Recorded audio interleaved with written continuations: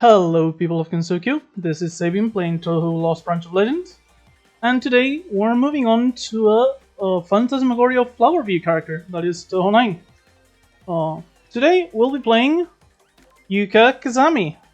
Well, she's also from, the PZ98 era, but I know nothing about those, so too bad.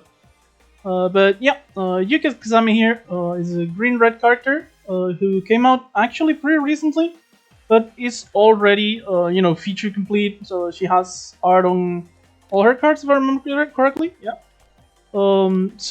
She's very complete. Mechanically, she's simpler than most. She was designed with the intention of actually, being relatively vanilla, mixing properly with the rest of the Lost Branch of Legend characters, and being splashable. And honestly, I think the goal was a complete success. I really enjoyed playtesting her. I've enjoyed playing her since release. She came out around a week ago, if I remember correctly. But I wanted to, give her some time for the usual post-release fixes and stuff. So yeah, I'll be recording Green Yuuka today, Yuuka A, and I'll be doing Yuuka B in the near future. So, for Yuuka, she works mostly off a mechanic called Bloom. Bloom is a stacking mechanic where you slowly accumulate Bloom, and at the start of your turn, you gain mana based on how much Bloom you have in the form of these Blossom tokens. So if you have 1 to 4 Bloom, you lose 1 Bloom and gain a Blossom. But if you have 5 or more, you lose 2 Bloom instead and gain a Blossom that gives you 2 mana, called a Lash Blossom. And if you have at least 15, you gain a Majestic Blossom, losing 3 Bloom, and the Majestic Blossom obviously gives you 3 mana. Her spell card is, generic offense-defense, 15 AoE damage, gain 3 grace. Very solid for, an emergency when you need like the grace.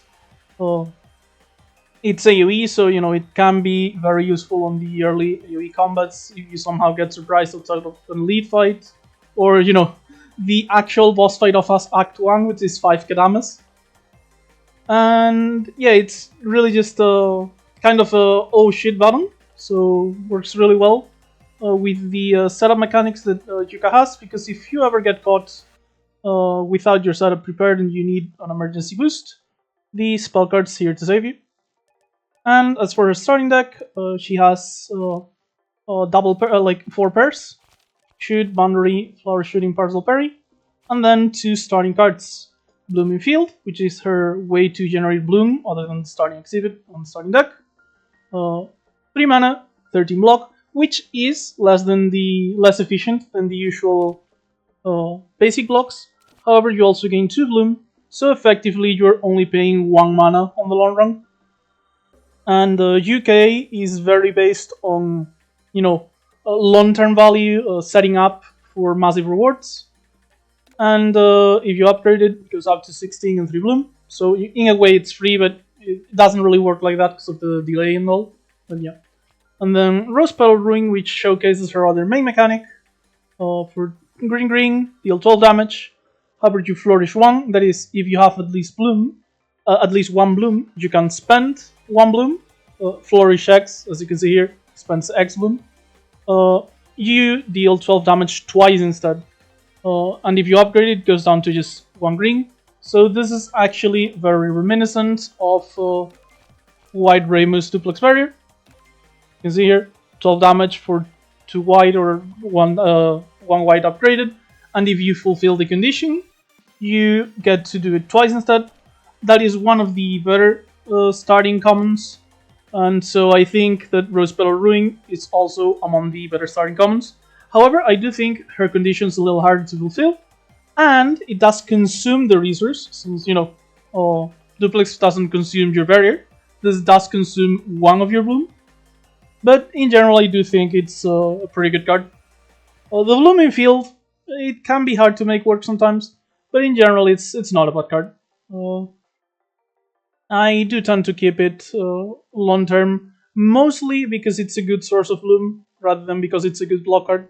But you know, defensive cards that give you long-term benefits do tend to work because if you're defending, you're going for the long term anyway. We're not. I'll go over this more in depth when I record Yuuka B. But just for reference, if this is set up for long-term value, this is set up for with good timing for burst turns. So, just as an example, gain 12 flock at the beginning of your next turn, apply 1 vulnerable to each enemy. So this is pretty much whatever, like the perfect representation of what Yuuka B wants to do, which is setting up for a specific turn where you go all in and destroy the enemy. However, as I mentioned, we'll be playing Yuuka A today. And so, by the way, starting exhibit at the end of your second turn, you gain 4 bloom. Forgot to mention. And yeah, let's go ahead. Same as usual. Hidden Fae, Lunatic 7, just completely normal run. For reference though, since you know, one of Yuuka Kasami's benefits is, and the design intentions was supposed to be splashability, I am actually going to do one thing today. I am going to attempt to get Chirno on the boss select, and if I get Chirno and I get her blue exhibit, the Icewing, I am actually going to pick up the Icewing and try to show off like a cool synergy I saw with some of her blue of colors, and show that, you know, the character is actually pretty splashable, works well with other mechanics, since that was part of the design intent. However, if I get green, I'll just, you know, accept that it wasn't meant to be this wrong, and I'll just stay on the character pool as I usually do for modded characters. So, pretty high starting money, so random rare exhibit is not super attractive. However, you know, a random rare card could give us something cool to show from the start of the run. So I think I am going to go ahead and pick this up. Okay, we already have a build. Sunflower Ascendant, so obviously, Yuuka being Yuuka, she does work with, she's, you know, the Yokai of flowers, as far as I know. She does work with midsummer flowers. Or midsummer flowers. So yeah, Sunflower Ascendant is 12 damage for 2 mana, which, you know, for a rare is not exactly amazing. However, it makes your Midsummer Flower scale. It scales with the Midsummer Flowers buff itself, so using Midsummer Flowers empowers your Sunflower Ascendant, and most importantly, it has growth, increasing your damage gain by 4. So basically, if you play this, all your Midsummer Flowers scale harder, which means this also scales harder. And the more you play this, the more you scale, and eventually you just reach a point where both your Midsummer Flowers and your Sunflower Ascendant are doing just crazy damage. This also makes me think, if I find like the Chirno Green exhibit, I might actually pick it up, because it does work with Midsummer Flowers. Or, if I don't find Chirno but Koishi is available, I might actually go for Koishi, because she also has some Midsummer Flower stuff. And yeah, we're gonna try to do a Midsummer Flowers run. So mostly, I want Midsummer Flowers and defensive cards, so I can, you know, set up my stuff. And I do think I will be upgrading this, increases the damage and the scaling, basically. And I do think it's an important upgrade if it's going to be the focus of our deck. So I'm gonna start going to Cup. We didn't pick up the money anyway, so it's a bit too early to go to a shop. So let's just go for the safer play. Okay, so looks like I am going to be taking a little bit of damage no matter what. This is what I meant, by the way, with Blooming Field not being entirely reliable.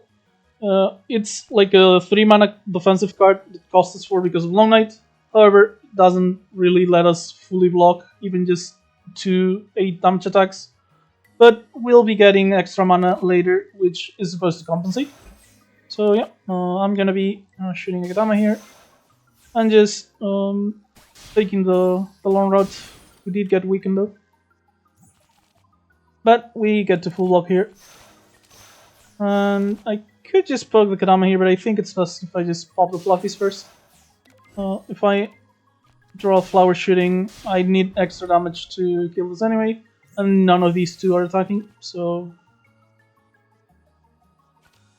yeah, this looks like a pretty simple turn, just flower shooting into shoot here kills, and then Rose Petal Ring is going to prevent this theme from weakening us next turn by using the Flourish. As you can see, Flourish is completely optional, so even if you have the resource, you don't have to spend it, unlike some of the other cards that work similarly.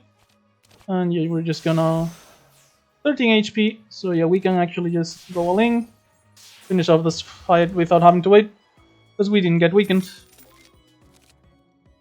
Okay, so Dazzling Flare, Radiant Glare, keyboard solo.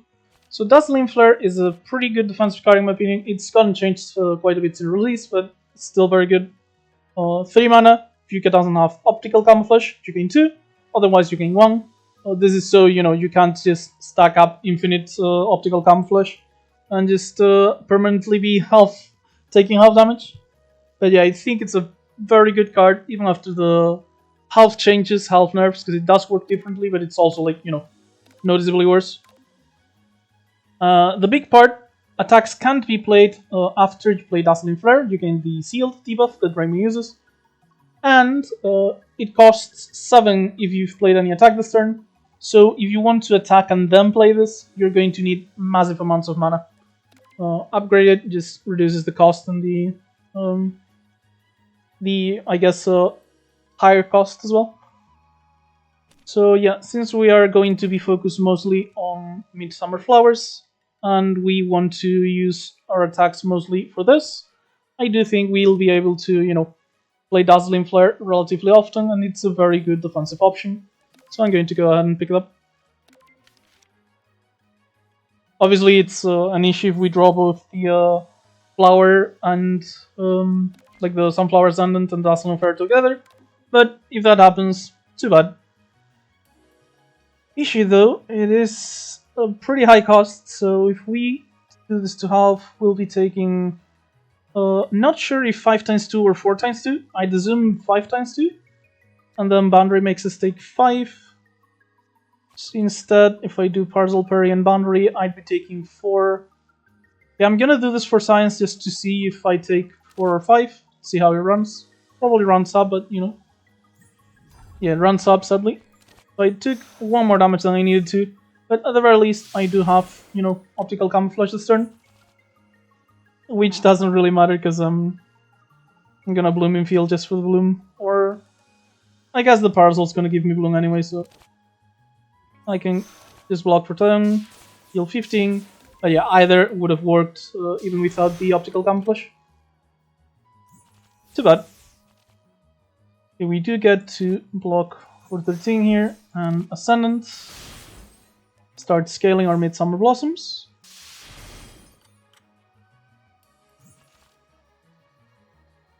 And just go all in on the damage here.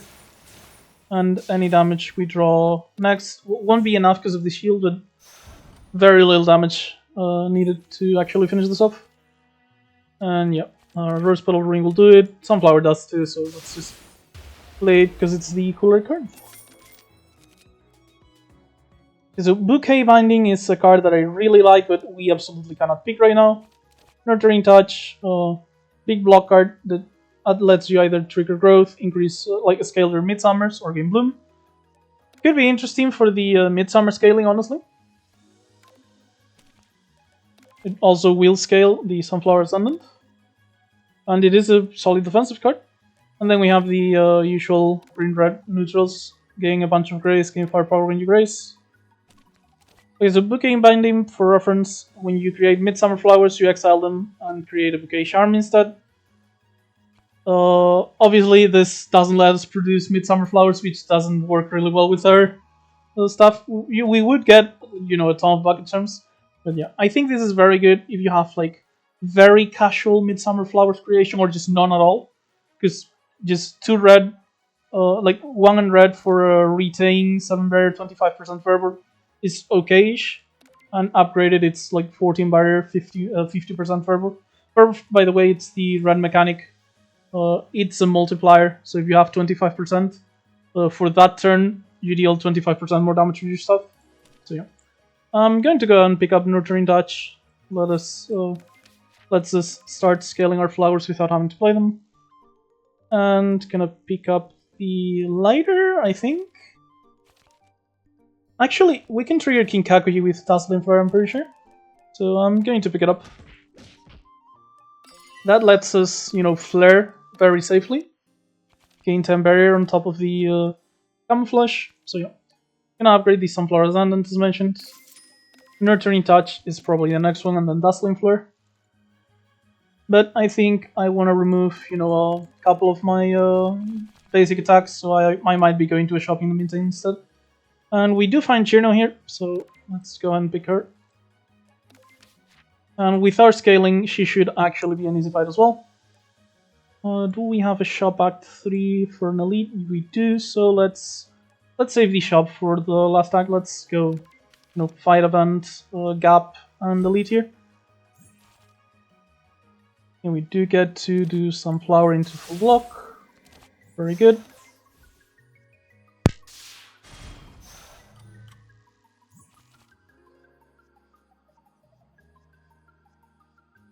And I guess we're about to learn whether the Dazzling Flare does trigger King Kakuji or not.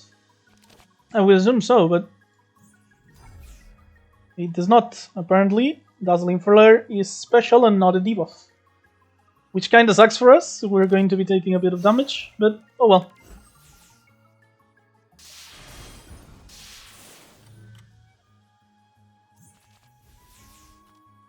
Okay, so yeah, we can only take in 7 here. However, either of these is going to be kind of the same, so let's go ahead and do Nurturing Touch so we can trigger our Midsummer Flower upgrades and just deal damage to the red Jinja Orb because we only get 1 mana from Blossom right now, so I couldn't play both of my attacks regardless. They're kind of rough of a turn. I do think I'm gonna go ahead and do Dazzling Flare into parry, and I'm still taking damage, so let's just spend our Blossoms for another parry. We should be drawing our Sunflowers on the next turn, which is going to be pretty huge damage on the red orb, hopefully. Yeah, 26 damage. Let's just do this into this for the kill. And since we do have our Optical Camouflage, a simple boundary is enough to full block the bottom orb. And as you can see, Sunflower is like the, kind of ironically, the most parasitic thing she has. Generally, all her mechanics, like the bloom is just extra mana, Fervor's extra damage, all of this stuff, just should work pretty well with pretty much any other character. So yeah, that's why I think the goal of having a character that can just really go with pretty much any other was actually very successful. Fervor's nice, extra mana's nice, it's all just pretty vanilla mechanics that combine really well with each other. And with other characters is the point. Okay, so we don't need Staccato here, it's a very solid AoE because it starts at 20 already. And you know, grows. The growth is not generally that useful on the AoE because there's very rarely AoE fights that you want to go long. However, this could work for like the 3 Fairies of Light, Reimu, stuff like that. We do have some Bloom with Blooming Field, and if we want to, the Nurturing Touch. So Spring's Accord could be tempting here. If you, at your start of turn, if you have Bloom, you lose 1 Bloom to draw a card and gain Philosopher's Mana. You know, it's kinda spending extra Bloom and you get an extra draw in exchange. And it upgrades to go to 0. You don't have a ton of Bloom yet, but I was thinking I could prepare it away at the end of the act if I didn't find any more Bloom, but if I don't find Bloom, I think I'm preparing away the Rose Petal Ring. So let's actually skip for now. Let's focus on our Midsummers and stuff. Okay, we only have King Kakuji here, so this is 0 risk. Soy Sauce Bottle or King Kakuji Amulet, huh? So normally I like the Soy Sauce Bottle a lot, but I can't take advantage of it here. And there's only 1 shop left in the act. Plus the King Kakuji is honestly very useful in general. think I'm going to keep the amulet. Just give her the choice bottle. It's not worth a curse to take either of these, I think. Yeah. As you can see, worst case, it's an empty event, so it wasn't really an issue. Let's go ahead and upgrade our nurturing touch as mentioned. Then Midsummer Flower scaling is going to be very huge, and it's 22 block for 3, which is quite solid. It's not the usual 24 on that kind of card, but it does help you scale and also kind of understandable, I'd say. Okay, let's go Dazzling Flare. Oh, I guess if I'm not attacking, she's not gonna get aggroed anyway, huh? So the optical camouflage is a bit wasted. And I drew no attacks either, that's kinda rough. The Sunflower is not accurate, so I might be having issues this fight, honestly. I can't trigger... Oh, I can trigger the growth from here, now that it's upgraded. So... yeah, maybe triggering growth is actually better long-term scaling. And eventually I'll just play a single Sunflower and just kill her. I'm not joking, by the way, that's a very real possibility. Yeah, let's go and trigger Sunflower growth. We got our Bloom. Sadly, she is going to start putting the 5-cost thing in our deck already. But at the very least, we do get to spend 1 Bloom here to take both the Grace off and actually deal some damage with the Ascendant. And our Blossom should at least help with, you know, paying for the 5 cost, paying for the newspapers to actually deal damage to her, all that stuff. For now though, we just defend, keep gaining Bloom, back up our mana until we can just do Sunflower for a kill. Okay, pretty good Flare turn. Letting us just play 2 boundaries for the full block. And I have plenty of mana. Oh, I thought I'd be drawing Sunflower. I guess I shuffled before, like on the turn I drew it. So I guess it's just Boom Boom Maru and a little bit more growth. The Blossoms, by the way, do have auto-exile, and they give you the mana when they exile as well. So you don't have to worry about them clogging your hand. Worst case, you'll just be using them on a turn where it's not ideal. Because, you know, they'll exile and give you the mana, but you might not be able to use it. Okay, might actually have to spell card at the end. Hopefully not, but... God, we drew both the specials. Let's just get Bloom. We're gonna lose on the 30. At least it does give us the barrier, yeah. Forgot about that. And yeah, our deck's chock full of newspapers, which is kind of a problem. We're gonna be doing some damage here, but yeah, I really need the Sunflower Ascendant. And we're probably gonna need to play twice to kill her, which is very, very rough. Okay, I'm gonna have to just take the damage, I think. Or maybe just spell card, because I can't play Dazzling Flare and Sunflower together. Yeah, I'm gonna go ahead and spell card. It's a shame, but seems kind of necessary. 26 extra. So yeah, next Sunflower should be good enough for the kill, assuming we have ways to get through the Grace. And since it's already enough, let's go for Bloom Game instead. Get rid of as many newspapers as we can. Fight's being a lot rougher than I was hoping for, that's for sure. Okay, and we do have enough mana. We just do newspaper, flower shooting, and Sunflower for 50. As you can see, it scales really well thanks to all the growth activating we've been doing on it.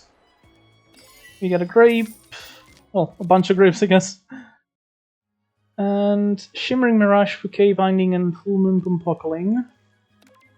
Our deck's not really small, we haven't removed anything yet, we don't have card draw, so really not looking to get Pumpockling here. Shimmering Mirage though does look good, gives us a Midsummer Flowers and Grace. I'm assuming on upgrade goes to 2 Grace, yep. So yeah, this actually looks pretty solid. defensive option that can get us Midsummer Flowers or Bloom if necessary. Shame that we lose Leaf there, because all our extra mana does mean the spend this color of mana exhibits for benefit are actually pretty solid. Not interested in the t-shirt as usual. And I really hope we don't need our spell card here, because we don't have it available. And this looks like complete shit, to be honest. So there's none of them that I can actually kill, because the most I can do is 24. Christ, this looks so bad right now. Hope I don't have to go to a new run. Okay, let's just go ahead and pop this. Just pop as many as possible. King Kakuji will at least save us some HP, I guess. Let's get rid of the front ones, just in case we get our Grace. So the Grace goes on the block Kadama. Yeah, King Kakuji there prevented 10 damage, but we're not in a good situation at all. So I can go ahead and gain one Bloom here. That I'm immediately spending on killing this thing. Or 15... yeah, I have to kill one of them. And do I spend the Bloom or do I just kill this one? I'm getting the Grace card next turn. It's unlikely that... I most likely will get spent on the pink Kadama, but just in case, I'm gonna go ahead and kill this one. We're taking no damage this turn, but we're not in a great situation with like infinite turns of debuffs. Yeah, as you can see, I grazed this one and I'm still taking 16 here.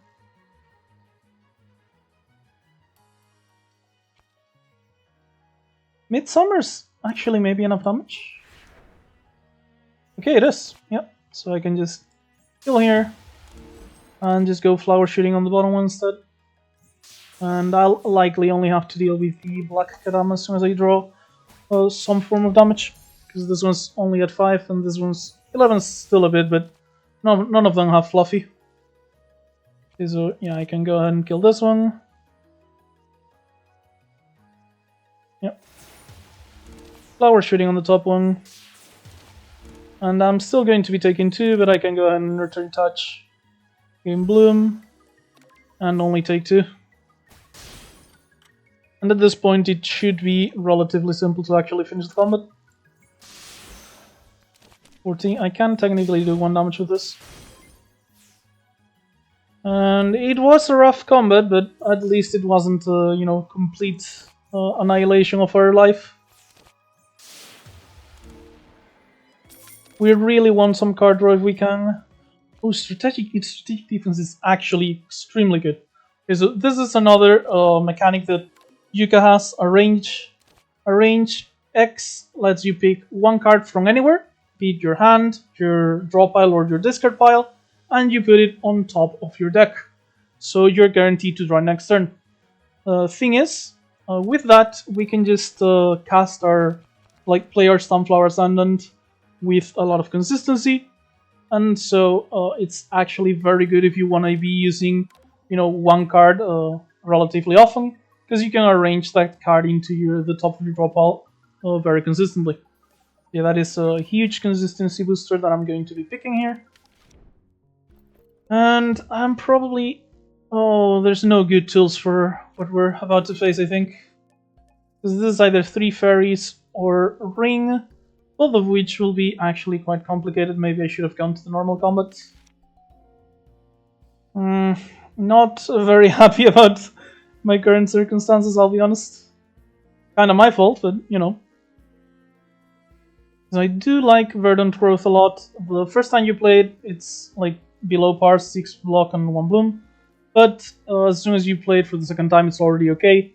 And any other time after, it just gets better and better. Plus it's a very solid bloom generator. And upgraded, it actually goes down to 1 green, which puts it on par already on the first play, and it just gets even better from there.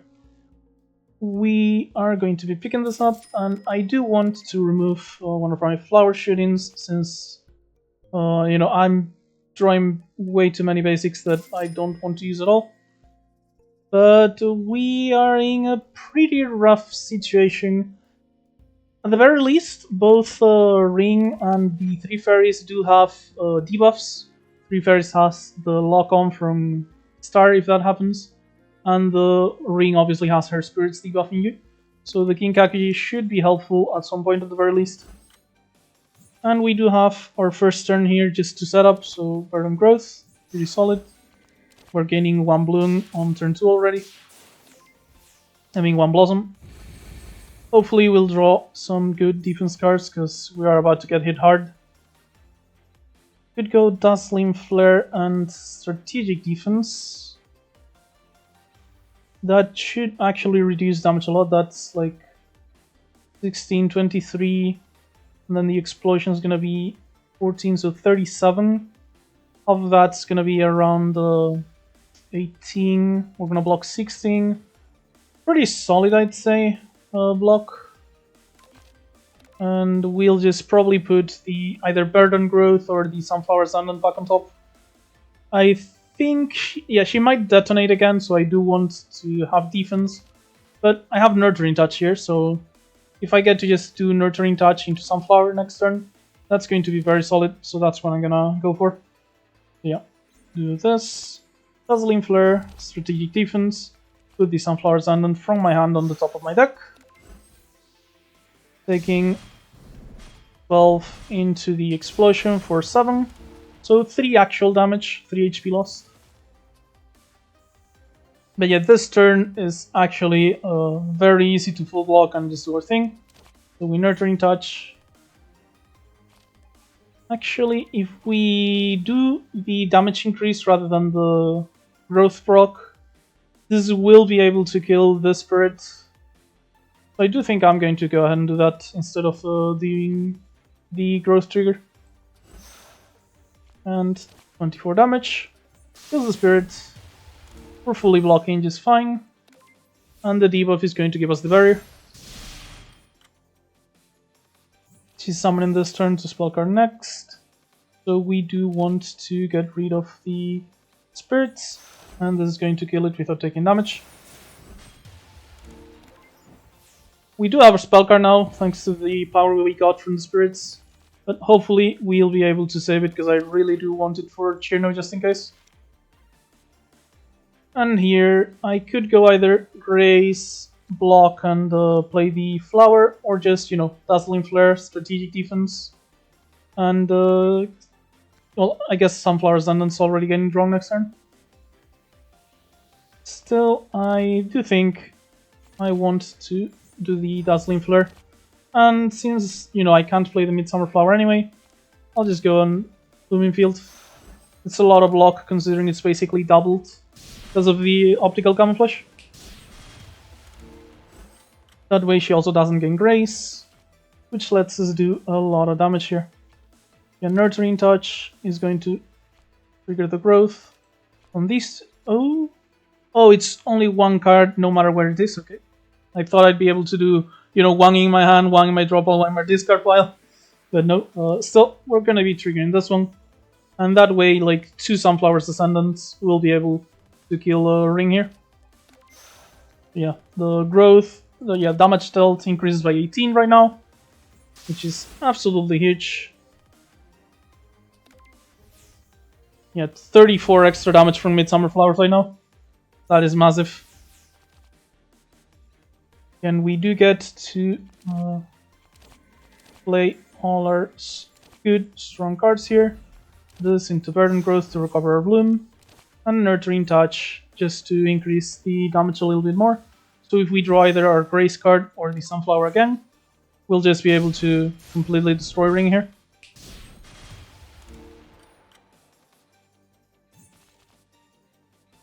So yeah, this is 41 damage. We are weakened, so it's not gonna kill, but still. And this is 15.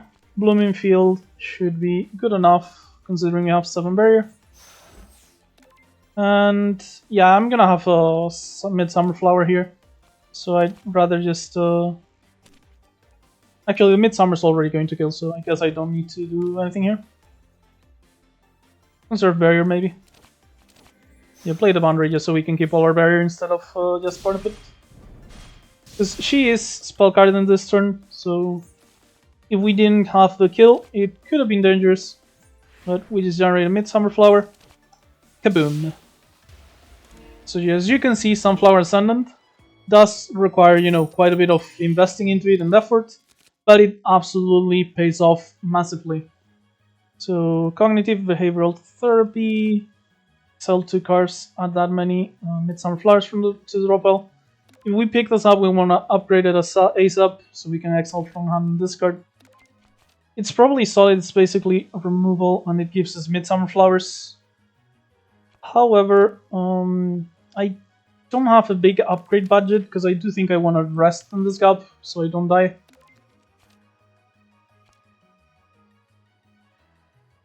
Like, if we get Cherno with the knives and poison seconds, with only 11 HP, we're basically guaranteed to die. So yeah, I'm going to heal, which means neither of these are all that interesting because I would want them to be upgraded. So yeah, I'm going to skip, but sad about not being able to pick up, you know, CBT with Yuuka.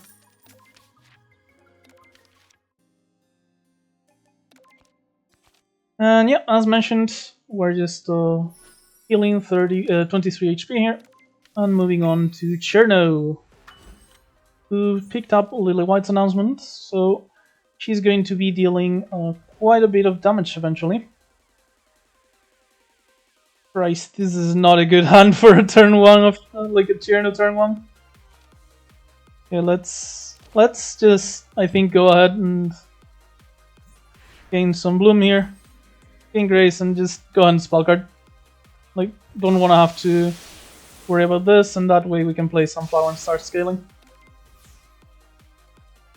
We grace the 7x4, and from now on she doesn't deal quite as much damage, so we should be a lot safer. We're gonna be gaining 4 bloom this turn anyway, so I do think I can spend the one I have without issues. And trigger growth. Not sure which one of the two I want to trigger, honestly.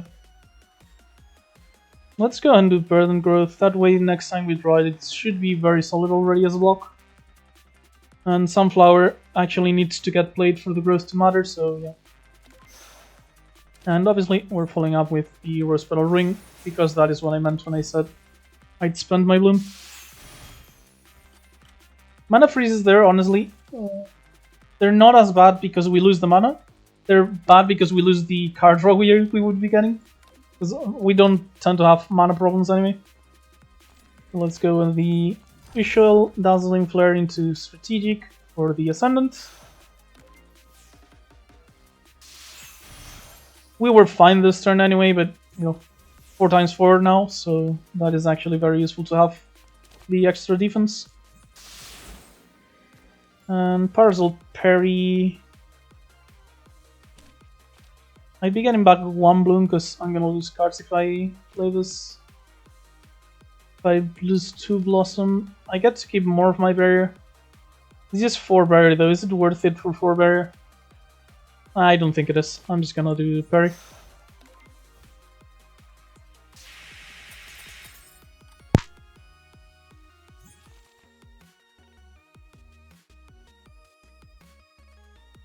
Okay, so she is going to get the knives. This turn though, we can relax this Flair into the Burden Growth, which is empowered by the Nurturing Touch we used earlier. So we get to actually all full block thanks to the barrier. But now we'll have to deal with Kazumi's knives every turn.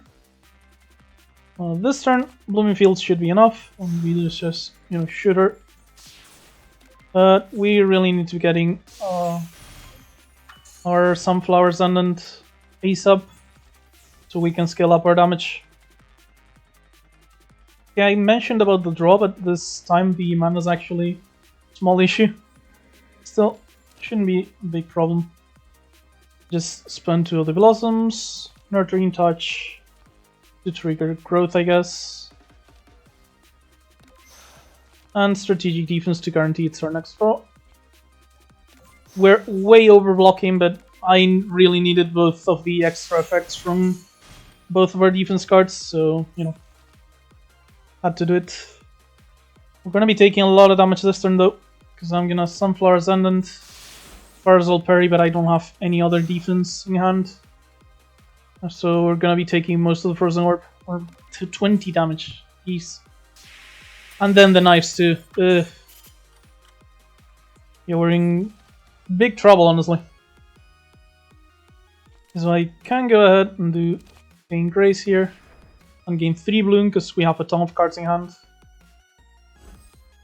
And I am going to spend 2 Blossoms though, because I want to both grow this and play the Dazzling Flare, so we don't have to deal with the full damage spell card next turn. We have a lot of scaling on our Midsummer, so now if we get the Grace card, we can start, you know, producing Midsummer Flowers and doing quite a bit of damage, but we are having some issues, that's for sure. I'm gonna go and spend the Blossom just so we can get rid of the mana freeze, honestly. That is the Poison, which with 8 HP is going to be extremely rough. And in fact, I think this is our death. Not quite. Yeah, I'm dying here. I think Akaji's already been triggered. Yeah.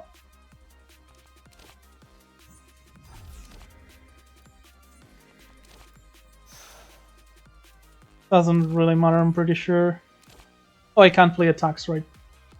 So 7, and the knives don't get reduced because they're status and we die. Yep. Well, that's rather unfortunate. That was pretty short though, I think. This has been going for 40 minutes. 40 minutes of a failed run is fine. It was like an hour or something. I just probably start a bit, but let's go ahead. I don't want to re-record my intro as usual. Let's do run on rare again. Kill the Bamboo Cutter. So we are going to have an immense amount of mana, and we're gonna be having to draft ways to spend it. I guess we're going back to the plan I mentioned beforehand, which is Chirno, Blue Exhibits, and if we get the green, we'll just stay with Yuuka's card pool.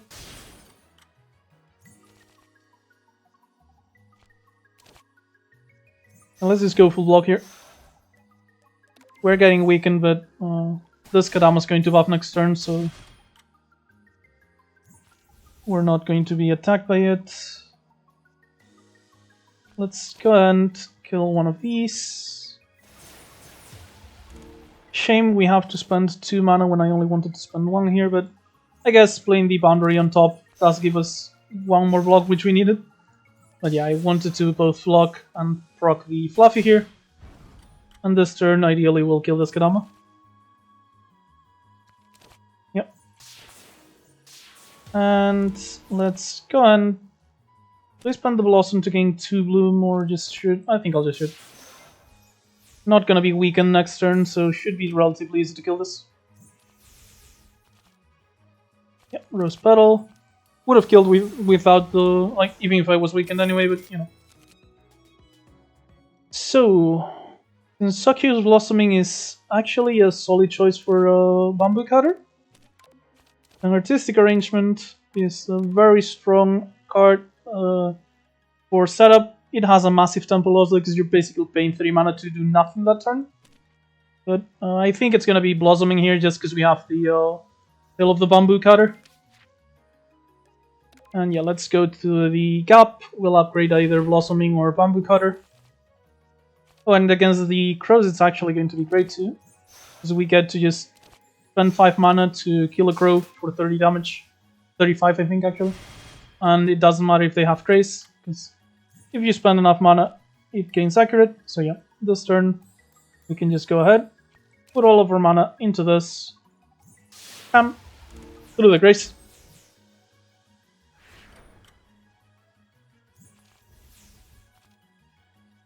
We'll be taking some ourselves though, it seems. That's a shame.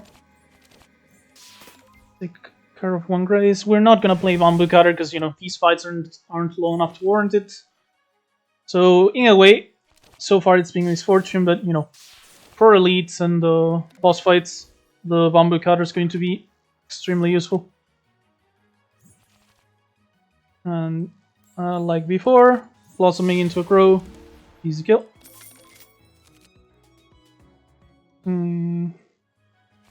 So this is very solid grace if we want to go for it. The temporary firepower doesn't really matter, it's more of a 2 mana for 2 grace without needing an upgrade. Dawn's Promise is one of Yuuka's red setup cards. You know, you play it, does nothing on the turn you play it, but it gives you an attack next turn that also scales whenever you play cards that cost 3 or more. Before it gives you the card, like between playing this and getting the card.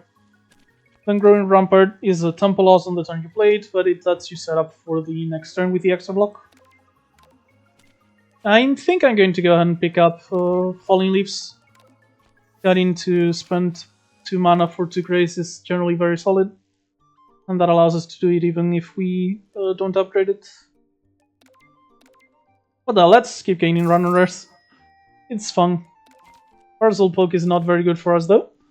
4 mana, deal 8 damage 3 times. For every 50% of Fervor, you gain 1 extra hit. However, we don't have Fervor swords. So right now it's just 4 mana for 24 damage, which is not great for us. Could upgrade it to gain accurate, but even in this state, like without Fervor, we're better off just spending 5 mana on Blossoming. So yeah, kind of unfortunate, but you know, I kind of ask for it when I keep gambling on the rares without playing with Revealed Fate. Yeah, let's go and upgrade Bamboo Cutter. Actually, I can upgrade this right before the boss because I'm not going to need to upgrade it before the boss. Let's upgrade Blossoming first. Makes it a lot more useful in holy fights. Okay, so that's really unfortunate. Absolutely neither of the 2 bosses I wanted. So no Cherno, no Koishi. So you know what? It's been quite a while since I last did this. I think I did it on the Aya video once, but no. Let's go random boss, and we're fighting Marisa. We might get her exhibit if it's the black one, but already having one of her colors makes it less attractive because we'll be getting, you know, her red cards, which are not very interesting for me. We have absolutely no money at all. We don't need to heal, which makes me kind of just want to go here so I can get money for an upgrade at the gap of the 2 combats. This could easily be a money event though. Like, we still have the finding the money bag, finding Rumia. Yeah, I'm going to go double event actually, screw it. Or maybe not even double event. Maybe I'll just take 150 here. And go to the shop and delete. With my newly found cash. I'm taking all the damage I need in order to not let this thing run away with my money. I'll spellcard if I need to. I'm not gonna take, you know, the guaranteed 18 to Parcel Poke here, because I don't think I'll need to. But I am absolutely going to be focusing on the Rabbit Trickster, 100%. Not letting her run away with my money right before shop. Rather unfortunate, we're taking 11 here no matter what we do. So let's just go ahead and Blossoming. Destroy the bunny. And hopefully the poison will be the last damage we take for the rest of the combat. In fact, if we draw our Blossoming again, it's good enough to spend all our mana and just one-shot this thing. However, this turn, I get to just raise our attacks.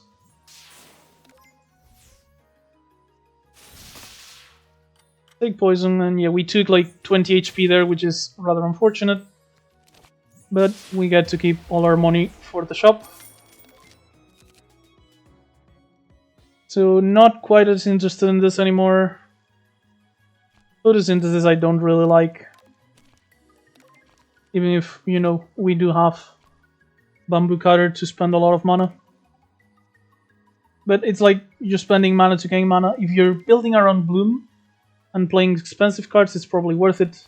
In our case though, we're not going to be using Bloom that much because we have the Bamboo Cutter already. So that's going to be our main source of ramp, I think. Yeah, let's go ahead and skip here.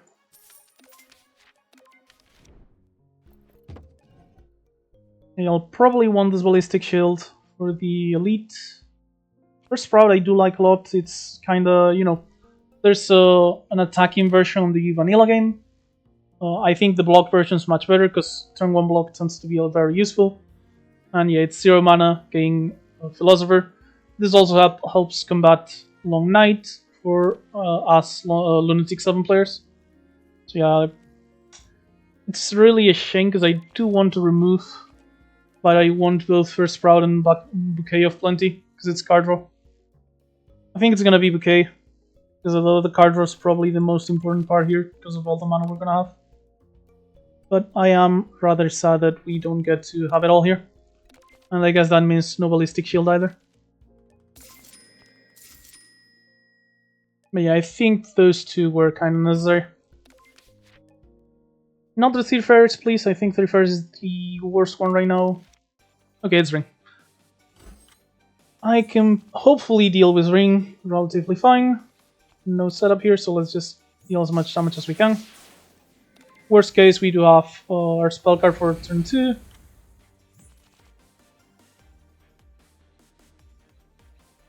And it looks like we might need it, honestly.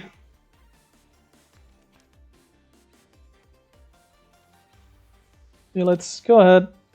Gain the Grace. Extra firepower for spell card. And we are also going to get to kill one of these.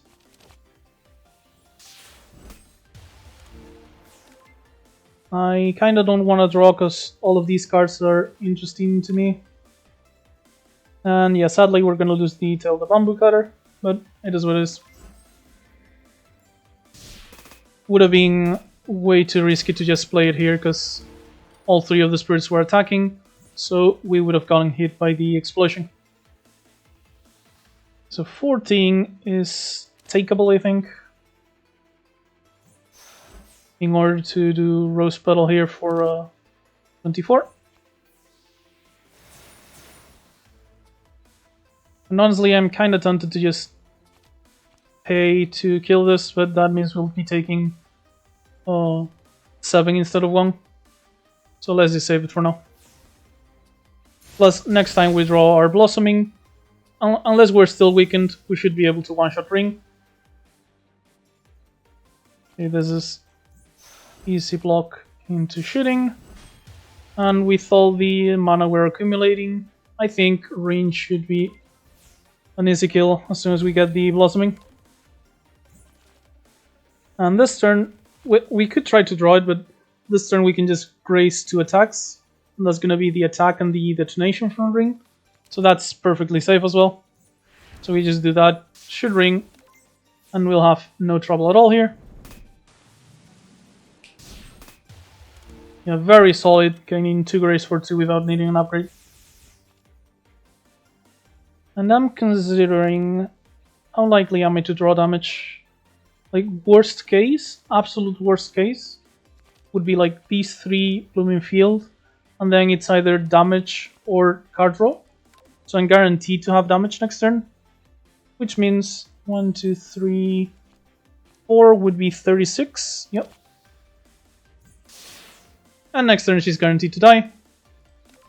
And we'll be getting extra power from the spirits. This is something I do a lot on camera. Also when I play on my own, but you know, just it's not something new if you've watched my videos, I'm guessing. But it's still a small optimization I tend to like doing. Okay, Nimble Fabric, turn 2, gain 2 grace, very solid.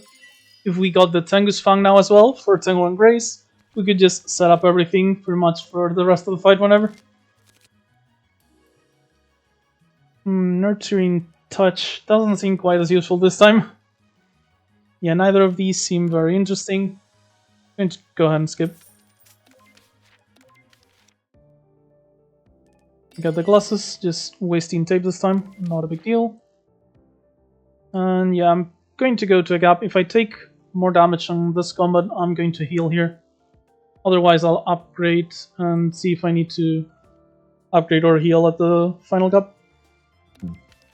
Sorry about that.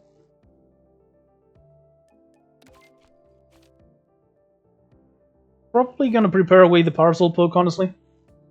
Unless I get like a rare that helps me gain fervor or something. But yeah, it's not really very useful right now. For now though, I'm considering either removing this, transforming something, or upgrading Bouquet to reduce the cost.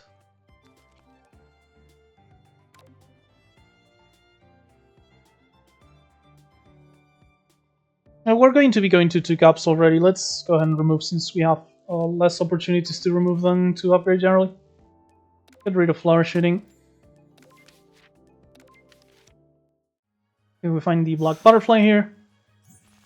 Shouldn't be too big of an issue to deal with her like the status cards, because we're gonna have plenty of mana. However, for this first turn, I am going to go ahead and start with blossoming, because it's an X cost, so it's not affected by Long Night, and we just get to grace the other attack.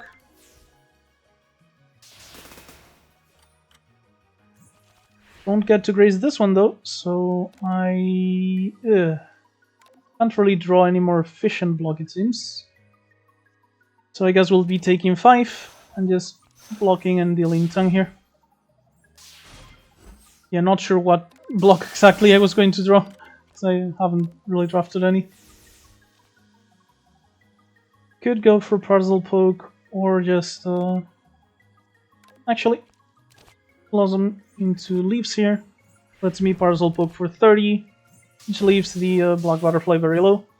She is going to gain like a 20 block here, but I'm gonna have 1 grace left over for this anyway.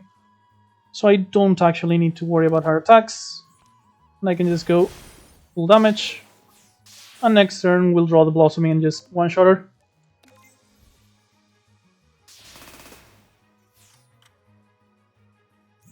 And yeah, just put all our mana into it. And that's goodbye fairy.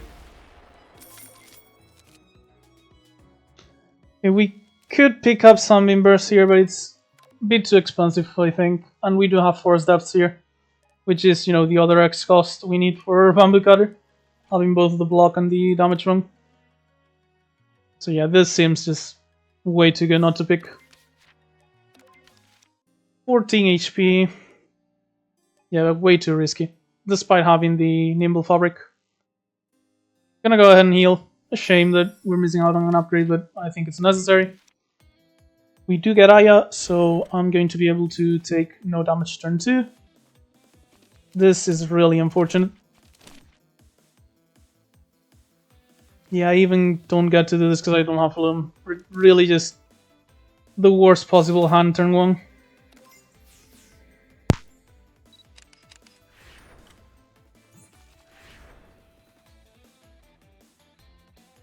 At least we do get to just, you know, slam Blossoming into her.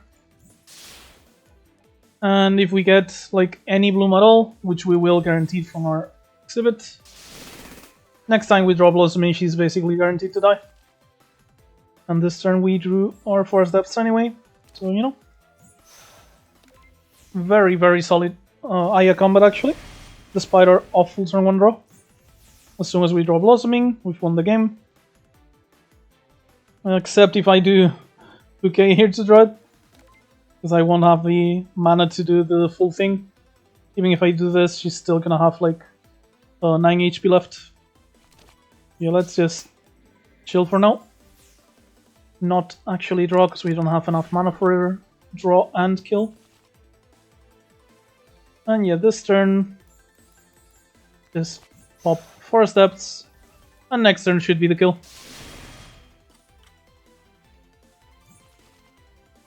Yep, there it is. Just, there's no kill like overkill. 81 damage. Goodbye, Aya. Hania Mask probably not going to be very useful, but it is there. Now, AoE plus weak and temporary firepower down if we also flourish. Considering our low upgrades and how much we like our mana, and that could help me play the Bamboo Cutter, I'm thinking if I should just pick up Sakura Colored Sea and upgrade it on the gap. That actually seems kind of solid to me.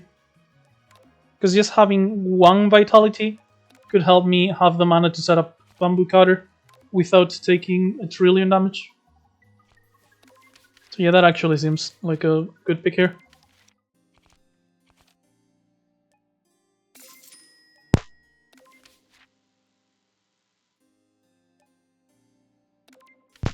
And let's go get Marisa. Okay, so this is Easy Grace. We don't actually care about her gaining firepower here. Small mistake. Should have been able to play Rose Petal. Whatever.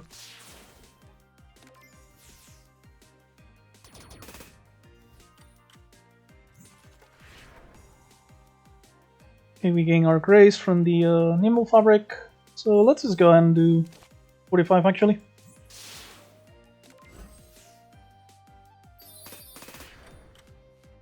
Sadly, that does look... yeah, we drew the tail on the turn where she's just going 7x3. However, we also drew what I mentioned, Vitality, upgrading Boundary and Tail, letting... and itself, obviously, letting us just go Tail of the Bamboo Cutter, Blossom, Blooming Field Boundary, and we've got Tail of the Bamboo Cutter up, and we're only taking a single point of damage. So that is very nice. And yeah, we can already start with our Blossoming, 72 damage, absolutely huge. Maybe I should have spent the Lash Blossom as well, but whatever. Okay, I do want to draw this time. I want to draw as much as I can so I can get back to the Blossoming and kill. We're going to be drawing most of our defense though. Next turn we might actually have issues if we draw badly. So I'm considering not drawing just because of that.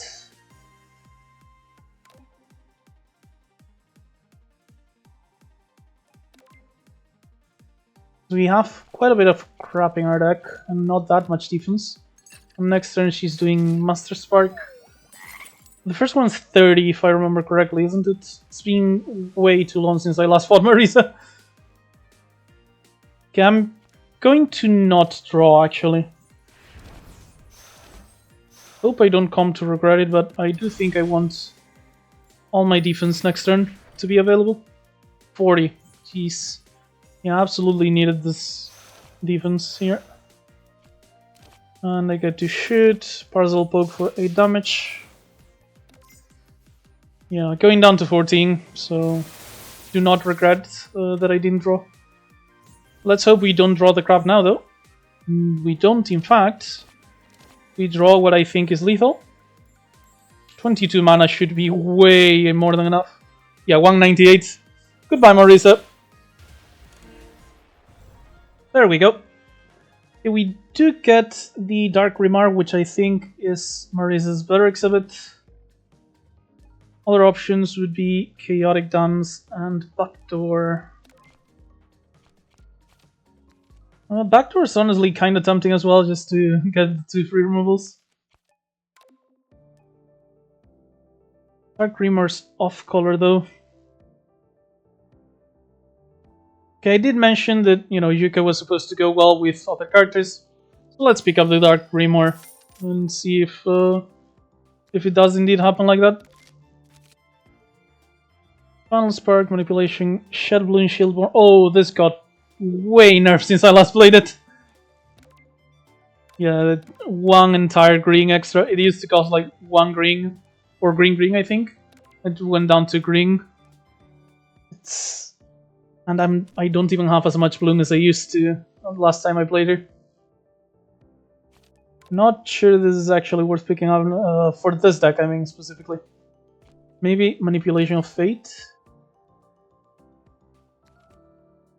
And if upgraded, could get me the Bamboo Cutter as well. Yeah, let's do Manipulation here. Some card should be good with our massive mana generation. And as I mentioned, I'm gonna get rid of the Parcel Book. Kinda, wasted money and removal here. Getting that random rare, but whatever. It is what it is.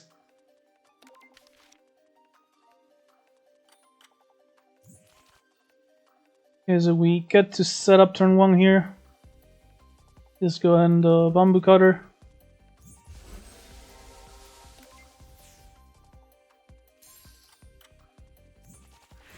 And well, we drew certainly enough defense. Not that we needed all of it, considering we have 4 to Grace. But we did need at least 12, so whatever. And now we get the X cost block, I think. Yep. Sakura Colored Sea. Oh, it's going to be the next card we draw. God damn it. I guess I'll have the tokens to upgrading hand. But yeah, this is going to be 34. So I need 6 blocks for this.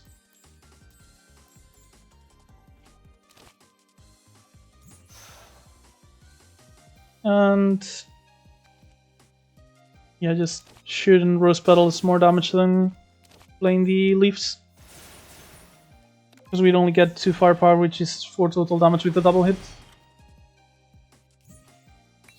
We got the Vital. Oh, Blossoms can't be upgraded either. You know, they're those kind of tokens that can't get upgrades. Oh well. Okay, let's start with drawing. We don't have enough bloom for the Flourish 2, so we're only gonna draw 2. Speaking of bloom, let's just gain some. Shoot, and just spend the rest of our mana on the 4 steps. And with how much mana we have on hand, and from the bamboo cutter, next time we get Blossoming should be good. In fact, this is like 50% chance to draw it right now. Next turn. Which means I'm going to block as much as I can in the Grace and just go all in on damage just to make sure it's lethal next turn. Not that it will actually be far off at all. This is going to be way overkill, I'm pretty sure. Like yeah, even without using any other mana we have on hand, it's still 150. Could have one-shot it without having done any damage previously. Okay, so if we had this last deck, would have probably won the last fight. We have a Guardian of the Sun here as well, but yeah, not interested in any of these 3 right now. We're gonna go ahead and go to a shop. We have almost 200, which is solid enough, I think. Okay, so this is 20. Should be good enough. And just a shoot so we can get rid of Long Night.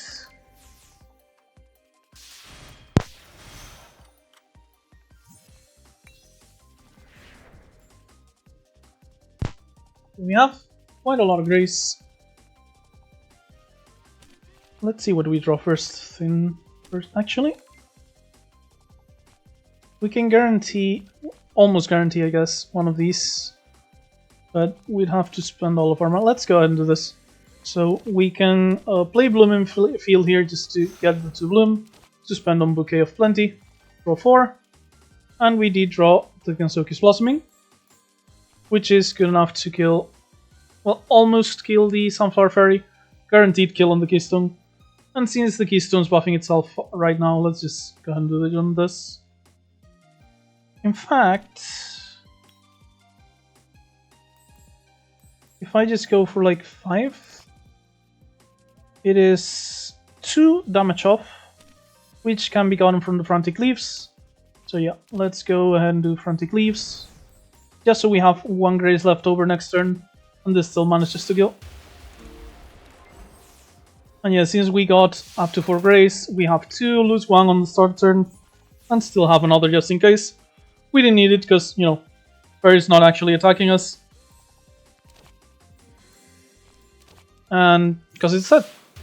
But technically the better play. Okay, so single Black Horse, Prince Accord, Petal Storm. We don't have AoE, so Sing of the Black Horse could be our, you know, AoE combat solver. With an upgrade, it is 30 AoE damage. More if we play Frantic Leaves first, because of the triple hit as well.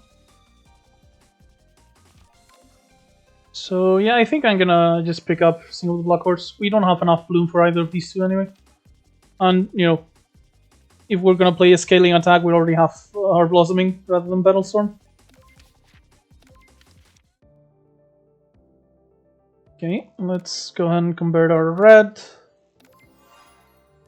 Because I don't want to have the triple red cards from Marisa unlocked. Gonna shop. Oh, we found our version. So, for reference, in PC98, Yuuka is the one that originally has Master Spark, if I remember correctly. And then Marisa basically steals the move and takes it for herself. So, Prototype Master Spark is actually the original. And yeah, this is an arranged synergy card. So for 5 mana, it's very similar to the usual Master Spark, 14 damage twice. However, if you arrange the card, it deals damage an additional time. 18 if it's upgraded. So yeah, goes up to 54 damage with upgrade under range, which is extremely solid AoE, but you know, we just picked up our AoE card, and we don't actually have a range, so we'll just be sticking to our current setup. Luminescent Knight is actually very interesting. Solid defense card with some power gain. Honestly, even the directional laser doesn't look half bad, because we are a pretty defensive deck, and eventually we actually are able to play the full price regardless. But I think I'm gonna go ahead. Night Skydance I hadn't seen before. 1 U Grace, 4 Grace. 4 Grace for 4, huh? Bit too expensive, otherwise I probably would use it, but I think what I'm gonna do is just go ahead and remove. Not sure if I should go for like the shoots or the parries right now. I think it's gonna be shoot.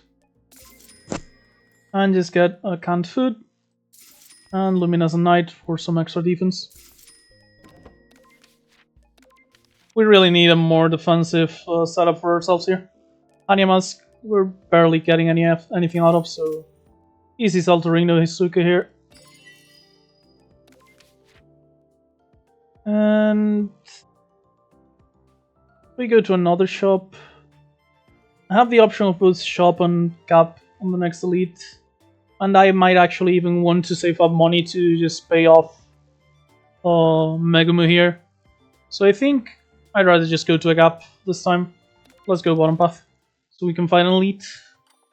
We have 2 spell cards after all. Okay, Foxy OK should actually be a relatively easy combat, because we don't play a lot of cards. We just play a small amount of very powerful ones. Gonna go ahead though and drop Sing of the Black Horse with as much power as I can get it here.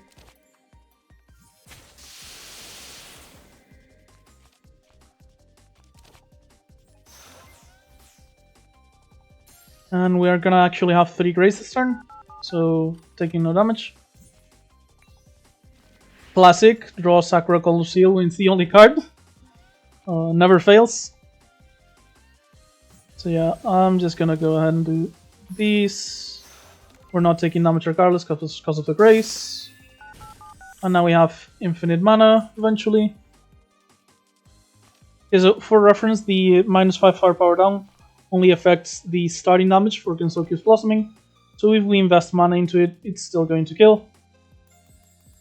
And I mentioned that because I'm definitely killing this rabbit. This is good enough. And I guess neither of these is all that interesting for next turn. Oh, but I can't both draw and do Blooming Field, so I guess it's gonna be what I draw regardless.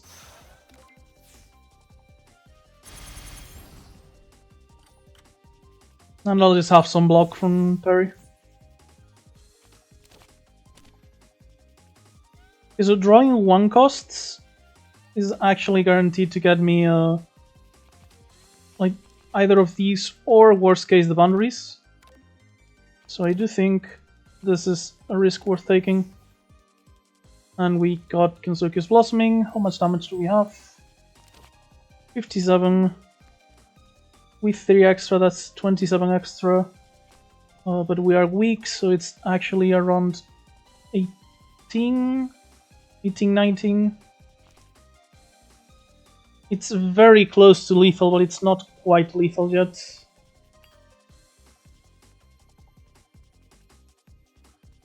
That's a real shame. I guess I'm just gonna full block them. Go fully on the defensive because I can't kill. Very unfortunate.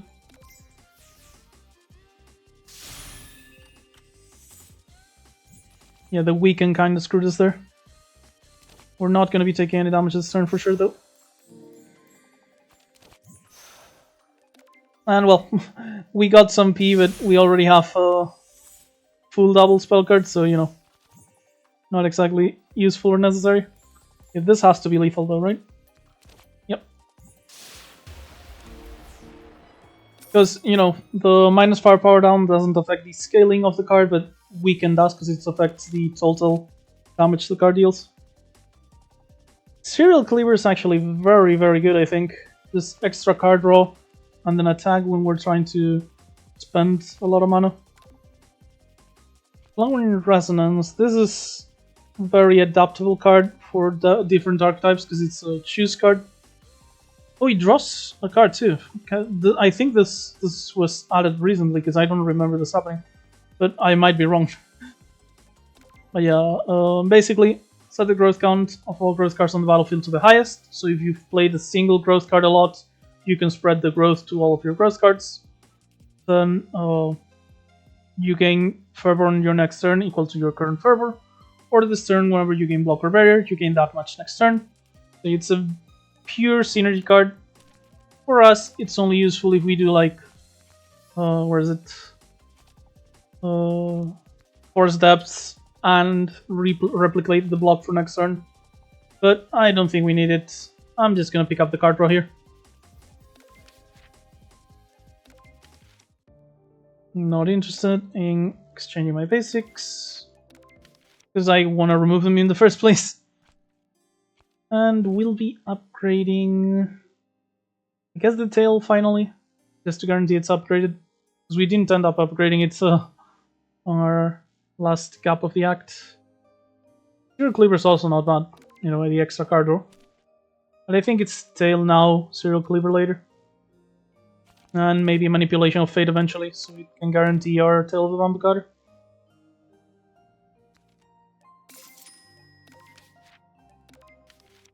So yeah, if I get to upgrade twice more in this act, it's going to be Cleaver into Manipulation, I'm pretty sure. Now, as for Yomu here, let's just start with 20 block.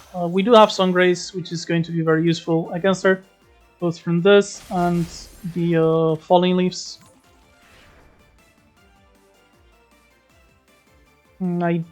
I do need to play Bamboo Cutter here, there's no question about that. So I guess I'm playing Occult, Bamboo Cutter, Looming Field. And we're healthy enough that I don't need the Canned Food yet, so let's give it a turn. Worst case, I do have our Blossoming here, like the spell card, to graze 3 hits. And let's go ahead and draw first. So I'm also going to upgrade cards from drawing the Colored Sea. Okay, let's guarantee we take no damage with Falling Leaves. Make some hand space and do Serial Cleaver.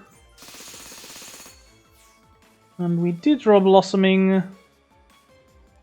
I'm gonna play a Lash Blossom just so we have enough mana to make it Skip Grace. Right now we only have like 4. We spent most of what we had. And 58 damage is pretty solid to start with. Next turn we have plenty of defense still. Shouldn't have any issues.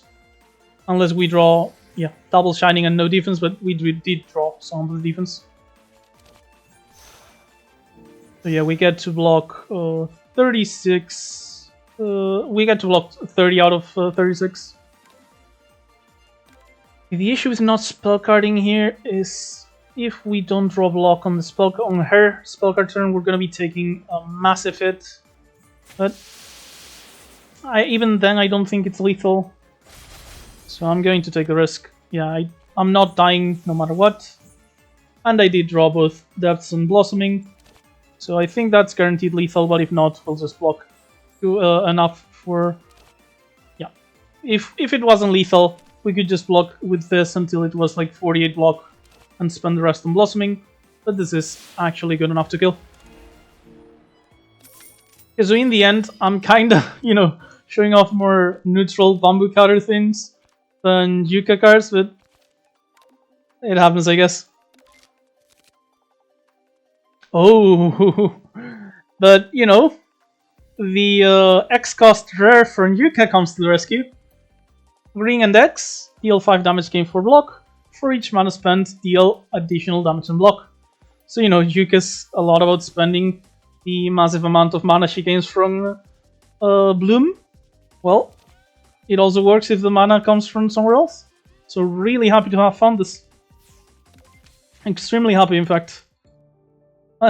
Just as I mentioned, we were lacking Yuuka cards too.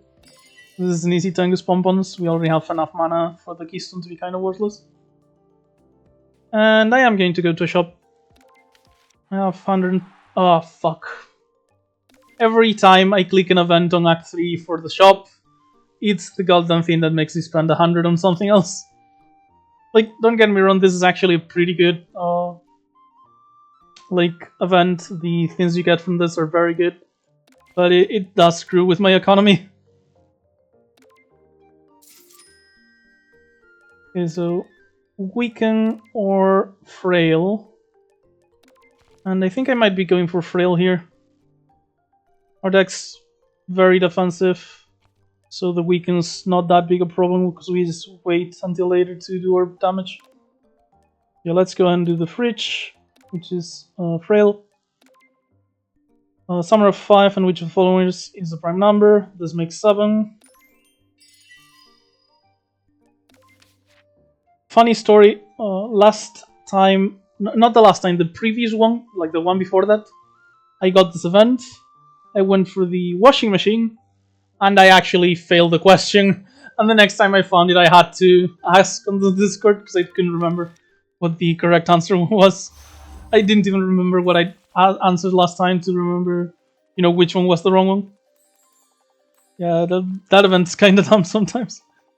Because this is 58 and I'm only dealing 54, however, Occult into spending all my mana is good enough for 63 damage to kill the Spirit of Wealth here. Oh, and in the end, I guess we're not saving money for Mega Move, so I do want to either upgrade or remove here. Okay, so 6 mana is good enough to do Luminescent into Blooming. And I could heal with canned food here. However, we're actually getting close to Mega Move without taking too much damage. So if I can actually just beat her without going below half HP, I think I'd rather just try that and not have to spend one of the canned food charges. Okay, so how much block and damage is this right now? 30-25. Not ideal because it doesn't give us enough, but with this it actually goes to even then it's like 40 and 33? Okay, 33 is one off. How about instead do like Flash Blossom, Force Depths for 1, and now I can spend the rest of it on Spring Flowers. There we go. But yeah, obviously it gives us both things, but it's not as efficient at either of them as the other cards. Okay, so I need to block for a massive amount again. Don't think I get to play the Tail of Bamboo Cutter here. Let's see, this is the most efficient block I have right now. So if I spend 5 on this, I have 3 left, which is 13 block, 27 total. She's dealing 30, I'd be taking 3 damage. Not sure I need to take those 3 damage, honestly. Yeah, I'm just gonna spend all of it on Spring Flowers. Not gonna play the tail, just so I don't have to take damage. Because I think I can finish this without taking damage. Yeah. Gensokyo's blossoming here is good enough. Perfect. Didn't have to take the 3 damage for nothing. Okay, so Navigation Star obviously not. Ignition might have actually been interesting just because, you know, Megumi puts a crapload of status in your deck, but a bit too late and it's upgraded. Loyal Sunflower is a very interesting card for Yuuka. 8 damage for Ring, growth, increased damage by 2, and just off of this doesn't seem that great, but whenever Yuuka gains Bloom, you return from the discard pile to your hand. So if you're playing a Bloom deck, that's actually a very good way to both spend your mana and have scaling damage. However, right now for our deck, it's not good enough. This is a skip. Like, it's a good way to spend our mana, however, we don't have a lot of Bloom gain, we just have the Blooming Field. And we're probably gonna remove the Rose Petal Ring, honestly, on the Act 2 boss thingy. Craft Potion could be interesting just for card draw, that's cheap by virtue of giving us the potion. We don't have that much card draw yet, like Serial Cleaver and Bouquet only. However, it's double black, which is very hard to play early on in the combat. I think we can take it. I'm gonna pick it up. And go ahead and can't move, so let's upgrade something. Yeah, Fantastic Spinning Flowers is actually a very good target for the upgrade. +2 on both the damage and the block for each mana we spend on it. So, big efficiency increase. And just having, you know, 2 sources of both ways to block Megumi with all our mana and spend all the mana we're going to have as a surplus. They're both great things to have in my opinion. So I don't think I can get the tail of the Bamboo Cutter down here just playing the Occult. This gets me to 7, this costs 6, I go to 1, and I'd be able to play no defensive cards. So yeah, we haven't spent the spell card in the entire act anyway, so this is as good a time as any. And we play Tail of the Bamboo Cutter. And we'll just take no damage this turn. And have our mana our mana gain start ramping up. Craft Potion here. Serial, okay, let's do this so we can play the Serial Cleaver, because it kills the bottom main Reiki and gets us a little bit more card draw, maybe even the potion. Yep. Don't have a good way to kill this right now without spending the Spring Flowers, which is way too big an investment, I think. Because I'd like to just, you know, go ahead and dome her for 42 here. Seeing all the Black Horse next turn should be good enough for it though.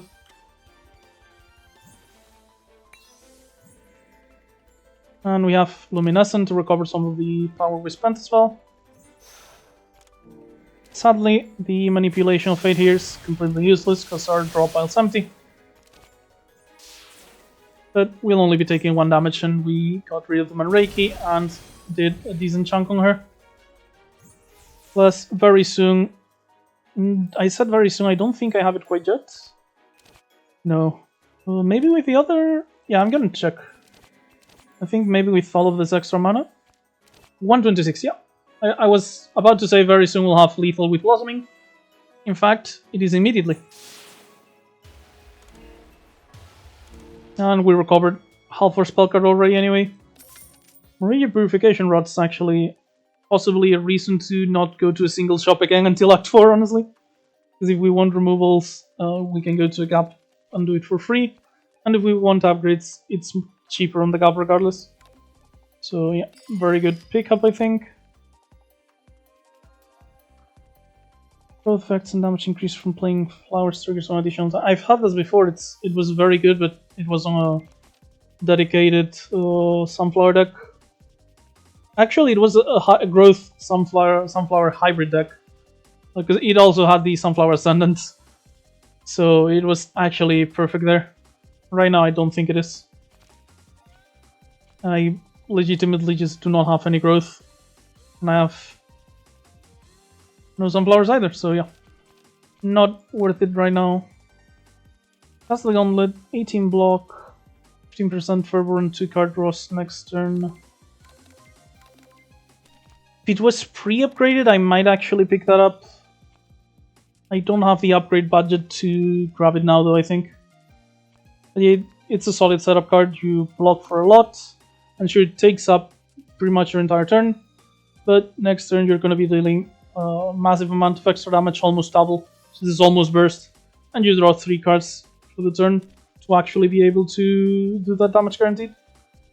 So yeah, pretty solid in a different deck, just not gonna pick it up right now. And are we upgrading or removing here? Upgrading Serial Cleaver or Bouquet of Plenty seems like the best option, maybe Manipulation as well, so we can draw the tail of the Bamboo Cutter whenever we draw this. Yeah, I like having a way to guarantee the Bamboo Cutter. Let's pick it up. And this way, if we get like any 4-cost card at all, we can also guarantee we get it from the Manipulation of Fate as well. Plus, you know, we already had this, but the 3 costs are going to get us like either our exile cards, which will not come up later, or just guarantee we'll have Serial Cleaver. Or Blooming Field, I guess. Hadn't thought about Blooming Field. So, kinda wanna do Occult so I can just get rid of Long Night now when I do Spring Flowers. Yeah. Plus, I might actually need it to have enough luck. No, I didn't need. Still, I think this is my best player here. Skips the second step of Long Night because X-cost cards are unaffected. And just full blocks, deals chunk damage. Classic Sakura Colored Sea draws as the first card for the turn. Could never have it any other way, obviously. Not even if I wanted to, apparently. Yeah, let's just go Sing of the Black Horse and draw a spell for some extra damage. We don't need to block because we have 2 grays from our Nimble Fabric. And yeah, I do want to play my Bamboo Cutter. And next turn she's spell carding. So yeah, I think I have to play Manipulation here, just to guarantee it. Get the Bamboo Cutter out, and spend all of my mana here. I was gonna say on Forest Depths, but 2 grays is actually massive here. And I can spend the rest of it on the Forest Depths to block the last hit. Considering drawing as well, just so I'm not drawing like a basic lock and the Blossoming next turn. But no, let's just take no damage here.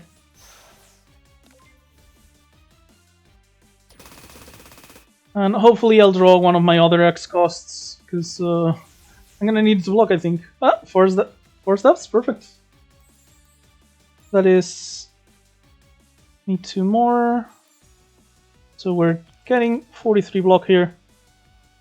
This isn't going to be accurate, sadly, because we don't have enough mana for it, so let's just take away 1 grace. So we can be sure we can hit her next turn. Plus, our Bamboo Cutter's really starting to scale up. We're getting 6 mana this turn. So yeah, we can play the Boom Boom Arrow special and still have enough to play on both of our big defense cards. Going to take some damage here. Not a lot, but still like 10, pretty sure. But well, we still have, you know, the canned food. We're going to get healed after this anyway, so not a massive risk yet. Let's get rid of the special and start drawing our cards. Okay, I think that's enough draw. Because we have our Spring Flowers here. Oh, the draw pile is complete garbage right now though, so I'm kind of tempted to draw a bit more. Just so I don't have to see this in my draw pile next turn. So let's go ahead and do Manipulation of Fate. Just so we can get rid of these 2. Okay, go ahead and do this to gain some bloom. And spend it to draw. Okay, and now we should, yeah, empty draw pile, so we'll have a better chance of drawing our good cards at this point. Because I am about to spend the Spring Flower, so all of my X costs are going to be in my deck. And this is good enough block as well, which is perfect. Yeah, drop it there. And at this point, any turn we get an X cost card is going to be amazing. And if we don't, we still have a lot of card draw. Don't think Gensokyo's Blossoming is lethal yet, but I'm going to check. 162. No, it isn't. Yeah, I do want to make sure that I get rid of all this garbage in my deck ASAP. So before I start doing anything else, I am going to draw. I drew cards though, not... Jeez, yeah, my next turns are probably going to be complete garbage. Let's make sure I at least have Song mana. And if I do this, I don't need to grace at all.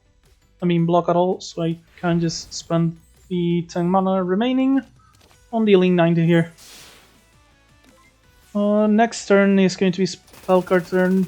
We are alive if we have no block. Oh no, because she gained... Yeah, she gained one of these. But we drew Splitting Flowers anyway, so completely fine. I was gonna mention we were safe with Grace, except she had the spell card. But we draw this, so it doesn't matter at all. We just, you know, gain 120 block, 140 deal 140 damage. Just don't care at all about what she does. And my two costs are going to be card draw.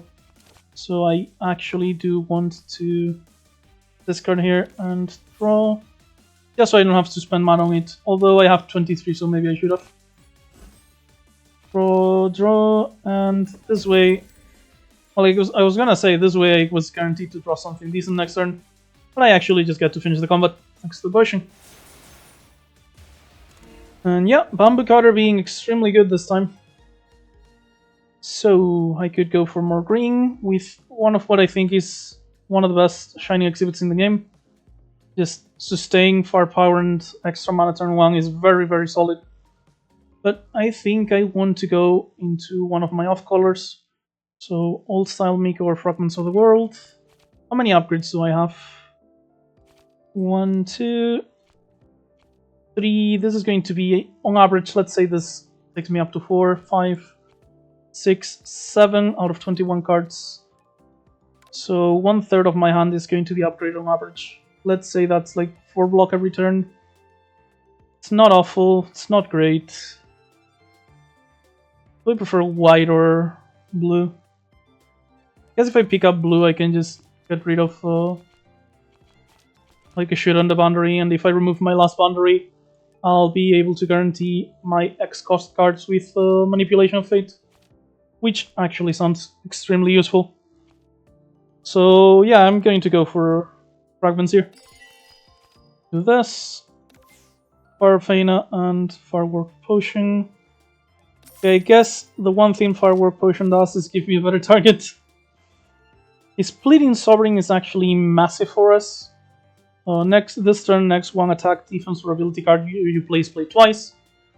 Obviously, doubling the Bamboo Cutter is like completely exaggerated, but it could work for specifically Seija, so we scale up fast enough to beat her. But other than that, like we can double up our Spring Flower, we can double up our Blossoming, our Force Depths. So yeah, 1 mana to basically double our the mana we invest into these is extremely useful. Shed Bloom is not good for us because we don't have Bear. For reference though, like this got nerfed for a good reason. This was absolutely cracked on any deck that cared about Bloom at all. If you play Bloom, I recommend picking this up. It's very, very good. Like if you survive 1 or 2 turns after getting this on a Bloom deck, you will just not take damage for the rest of the combat. And then There Will Be None is, you know, not bad, but certainly not on the level of Splitting Sovereign. And we're not going to be able to like make use of the Flourish clause, which is, you know, basically a wink on like you get to 13 Flourish, and this draws 2 cards, and then on this turn, every attack, defense, and ability is played twice rather than just the first one. But that's basically on the level of get to this amount of flourish and this card becomes a win con. So we don't need that. The card is good on its own regardless, just for doubling our good cards. And as I mentioned, forward potion here, basically giving us a better target than either of these for the prepare removal, because we're not really doing much potion stuff. And it's a very, very bad attack if you don't have any potions. Okay, so we might want to pick up the rare we get on... God, what is he called? Sumirako. And I kind of want to go to a gap to remove, because we have the Purification Rod, and get rid of my boundary. So I think this is like our path basically guaranteed. But better than this one is to start here, because like somehow if I want to go to the shop, I can pivot here. But I'm not going to want to pivot into an elite regardless. But I'm pretty sure I'm just going to the bottom. Not sure what would make me want to go to a shop, honestly. Okay, so this is easily just leaves to grace this. And now I'll just spend my mana just so I can get rid of Long Night. Black Horse is not going to deal damage anyway because of the multiple grazes, so this is just so I can get rid of this without wasting my occult. And now we basically begin the actual fight. I have my 2 grays here. Splitting Soberings. Oh, this is accurate too, forgot about that. So I could do Craft Potion. Hopefully draw into the Colored Sea. If not, I might change my play. But I kind of want to Splitting Sovereign the Spring Flowers. Honestly, I don't need to Craft Potion for that. Let's just go Occult. By the way, we did manage to keep our canned food, like I mentioned. Splitting Sovereign. And just... yeah, this is going to be like 100 for damage and block. So absolutely worth using here. And the doubling is massive. Now if we draw Blossoming, we can just kill the Tango through the Grace.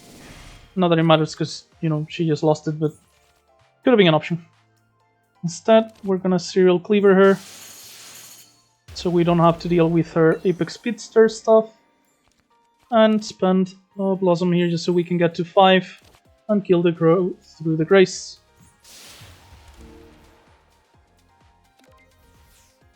And now it's just a fight against the single Crow, which should be completely free unless we somehow break extremely hard.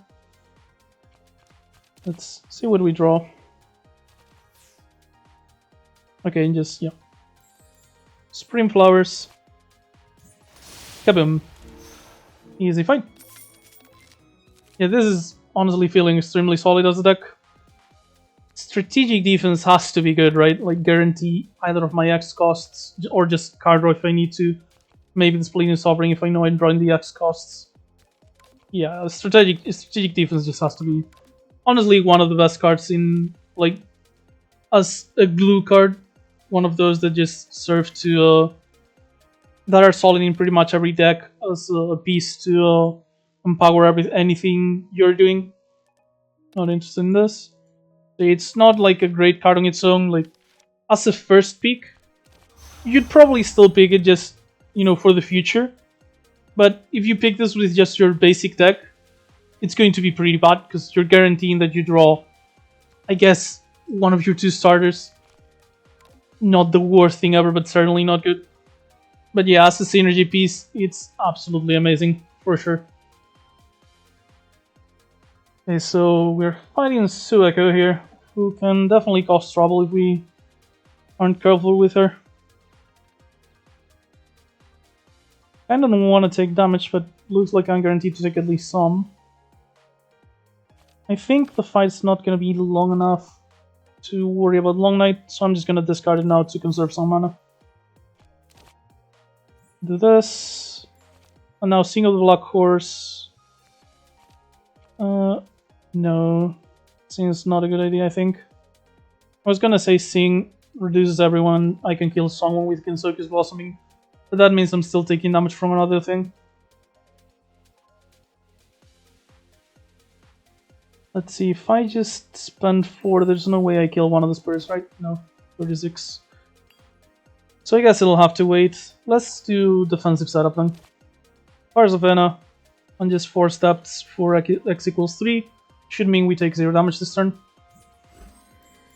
And since we have, 1 Philosopher's Mana on our mana base, and Bloom gives us more Philosophers, we should be able to finish this fight without too many issues. Oh, I was taking into account the Spirit, but the secondary part is not affected by Spirit, as I've mentioned before. So yeah, that was definitely a big mistake. We have to block for 24, so gonna strategic defense into a block card here. Actually, have I already played the Spring Flowers? No, but I've played the 4 steps. So I think recovering that as my defensive card is going to be good enough. Here. And then do Craft Potion. To draw it immediately. And if I had black mana, I might have been tempted to do Luminescent.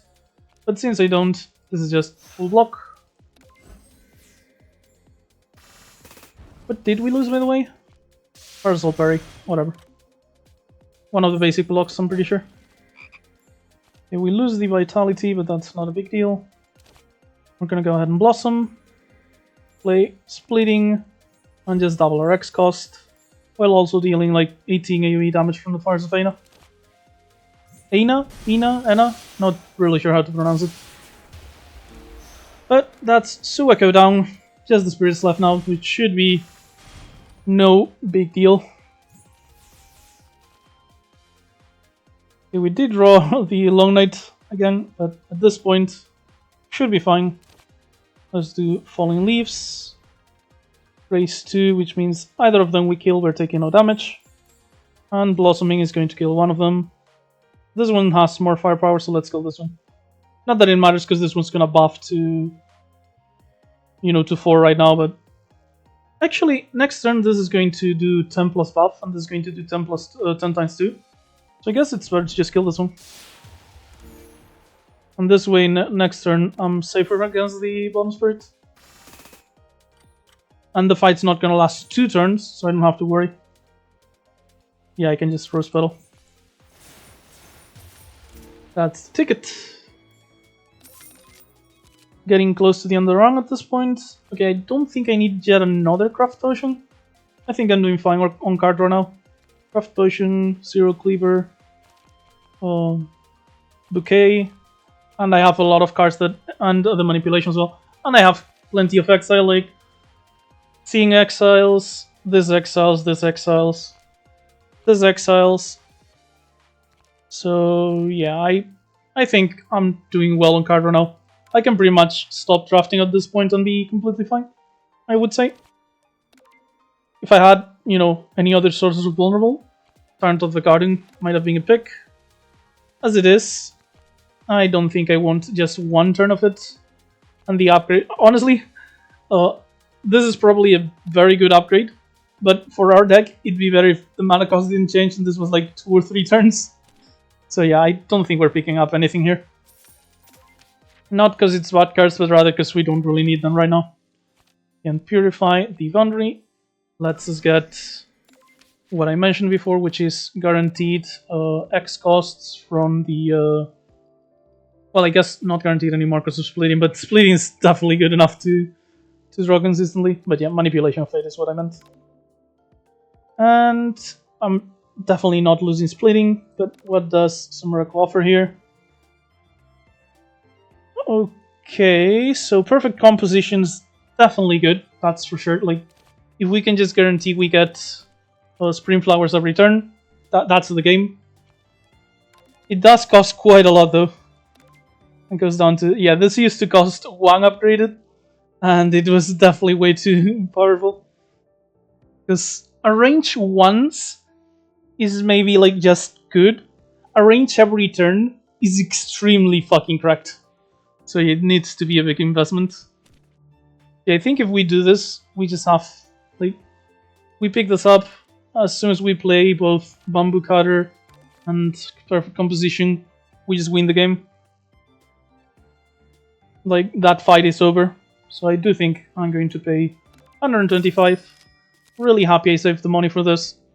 Going to want to upgrade that for sure. And it will upgrade into a 3 cost, so if we get rid of Blooming Field, we'll be able to guarantee... Okay, no. We actually have quite a few.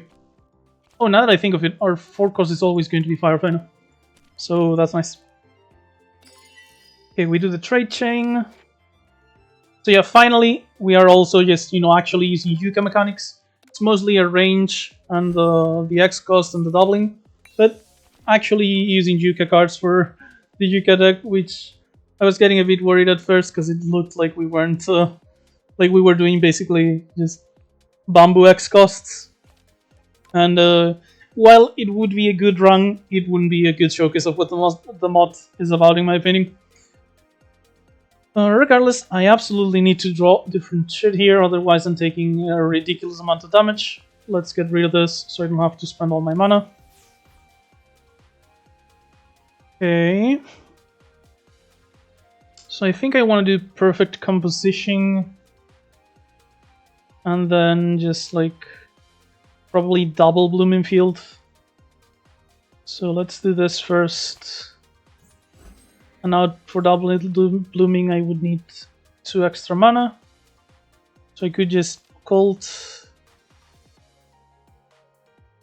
That would be 28, so I would technically be taking 1. It's like whatever for 1 damage.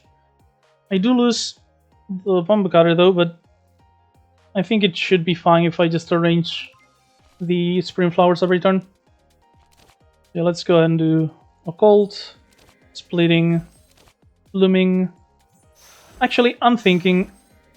Okay, this was kind of ways I could have done Parasol Parry as well. I am going to spend the Vitality. Because the thing is, I'm going to get Charmed. So I'm going to be playing like max 3 cards per turn. So keeping the Vitality was not actually, very relevant at all. Oh, by the way, Arrange does let you deal with Ethereal. I could put the Tail of the Bamboo Cutter on top of my deck right now if I wanted to. And it wouldn't be lost to Ethereal. However, I think it's more important to just guarantee Spring Flowers every turn. Because that's basically going to mean the only damage we'll be taking is the poison.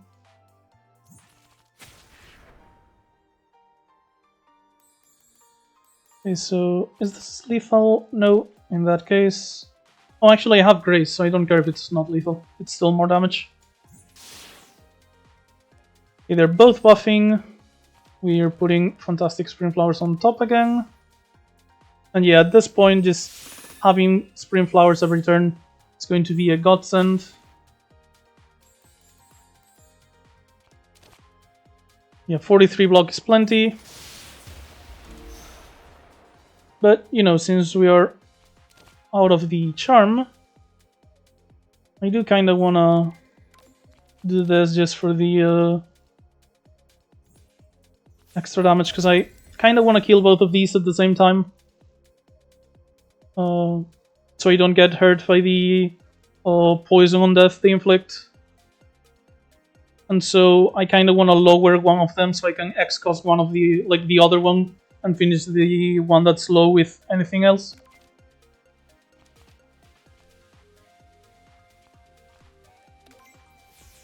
So yeah, that's the idea at least.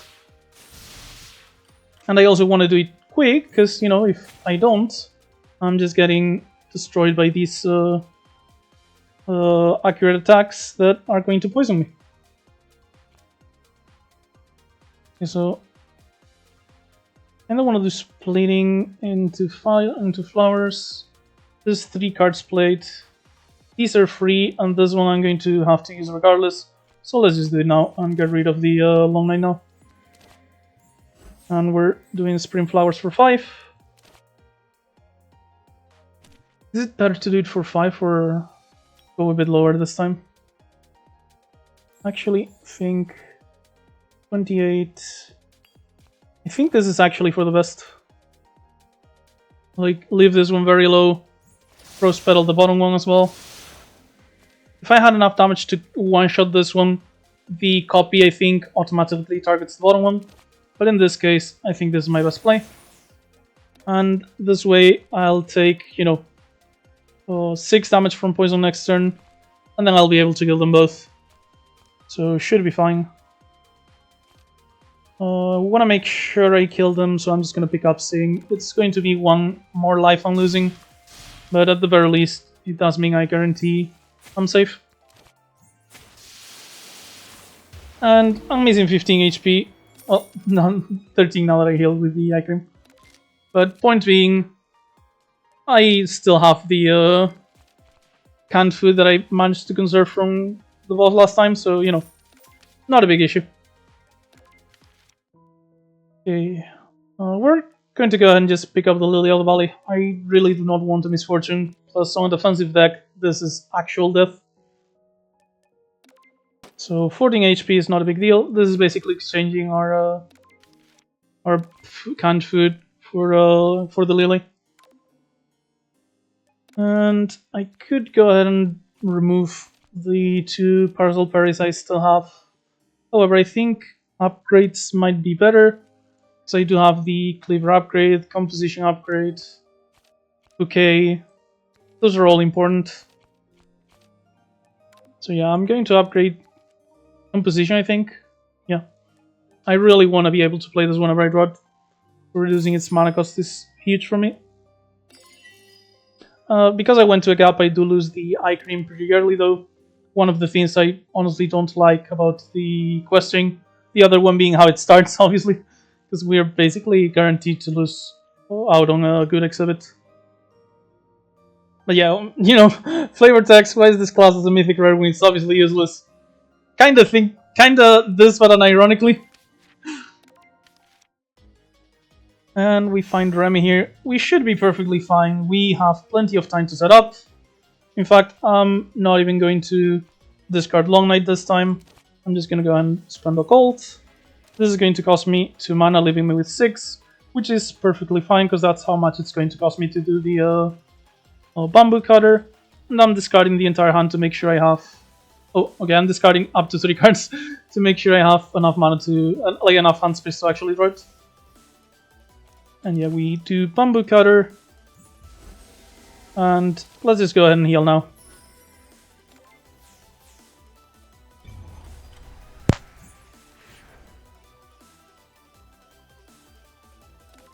Not sure if I should draw or just activate her now. I'm gonna draw, and the idea is if I draw Splitting Sobering or Sakura Colored Sea, I can just spend all the extra mana on Blossoming anyway. If I don't, I'm setting up for like if I don't draw either this or Cleaver, which is almost guaranteed to draw this, then I have both of these in my deck next turn, which should be good enough to draw into something good for the turn after. So yeah, I think I'm going to draw here. I did draw Cleaver, didn't draw the Colored Sea. But yeah, screw it, I'm just gonna keep drawing. And yeah, there we go. Vitality, Sobering. And it's not huge, but it's big enough, 100 damage here is plenty. Plus, Doremi's first attack is graceable, so worst case we have our Blossoming. Like the spell card, I mean. Okay, so... Tempted to craft Potion, however, Manipulation of Fate is guaranteed to draw me... Okay, no, it can draw me Splitting. Is Splitting on the discard or... No. It could draw me Splitting, actually. Okay, let's start with Manipulation then, just to be sure. It did not draw me Splitting, drew me fantastic Spring Flowers.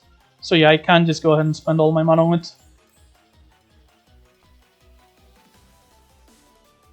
We have 1 gray, so this is overblocking. Kinda considering this might be more damage on the long term. And this is still good enough for block and damage because of the grays I have.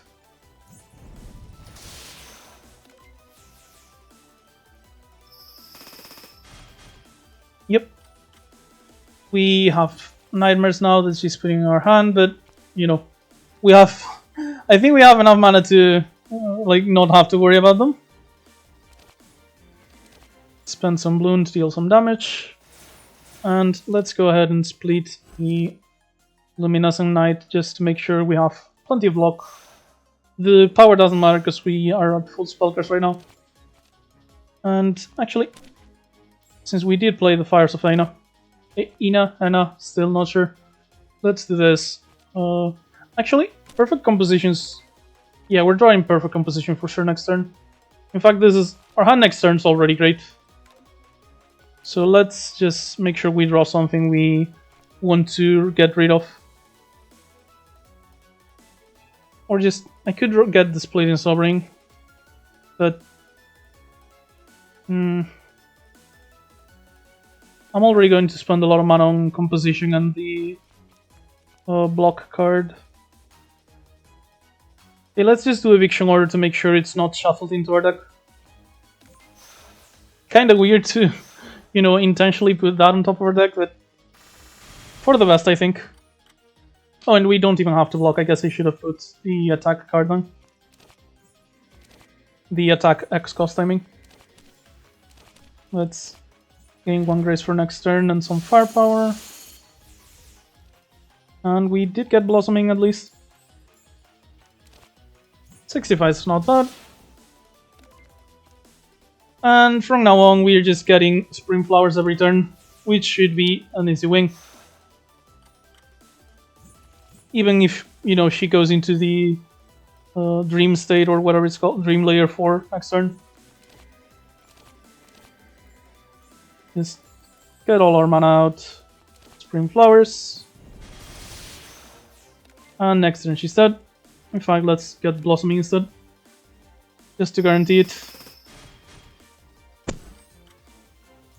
I'm at the border of dreams, but you, my dear Doremi, are at the border of death.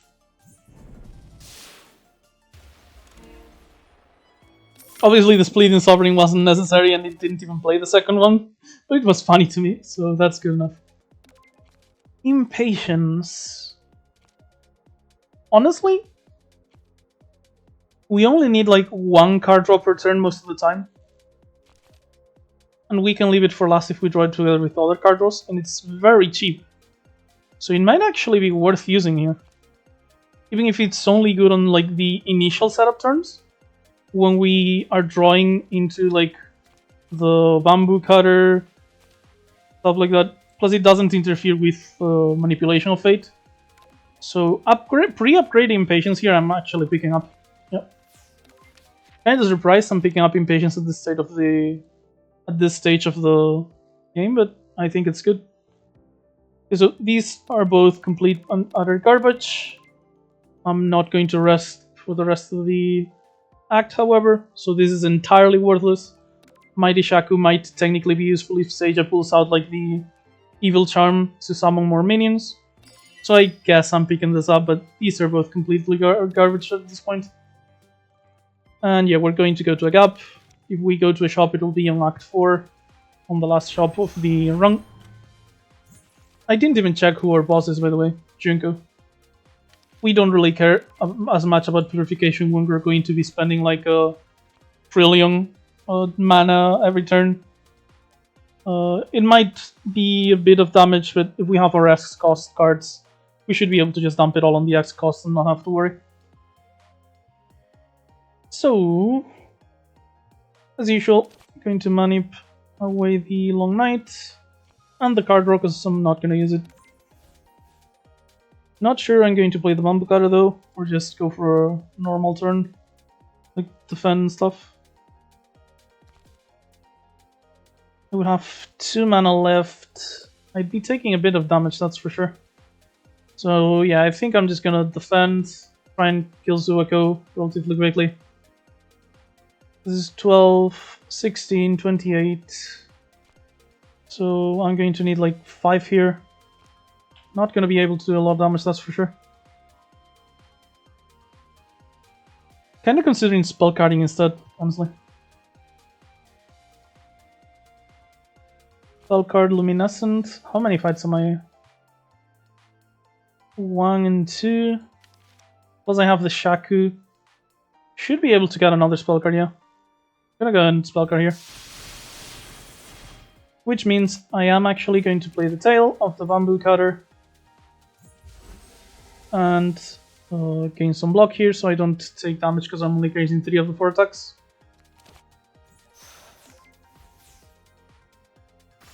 Honestly, I think this might be a bit of a waste of a spell card, but it's the best way to conserve my HP. And it got the lily. With the Shaku, we can probably just recover it by the time we get to Yuuka anyway. So let's start with single block ores for the AoE damage. And Serial Cleaver, I guess, although the colors are not going to be great. I have 2 grays from the Nimble Fabric. I guess I can actually just go ahead and perfect composition, not worry about it. And now, every turn, we are going to do 2 things. We're going to arrange one of our X-Cost cards, and we're going to pray that Suwako doesn't get it. Because if she hits our 3 X-Costs before we are actually able to kill her, we might actually lose the game. Okay, that was already the first one. And she should be dead here. 112, definitely good enough. And at this point, I have won the fight. Just arrange this every turn.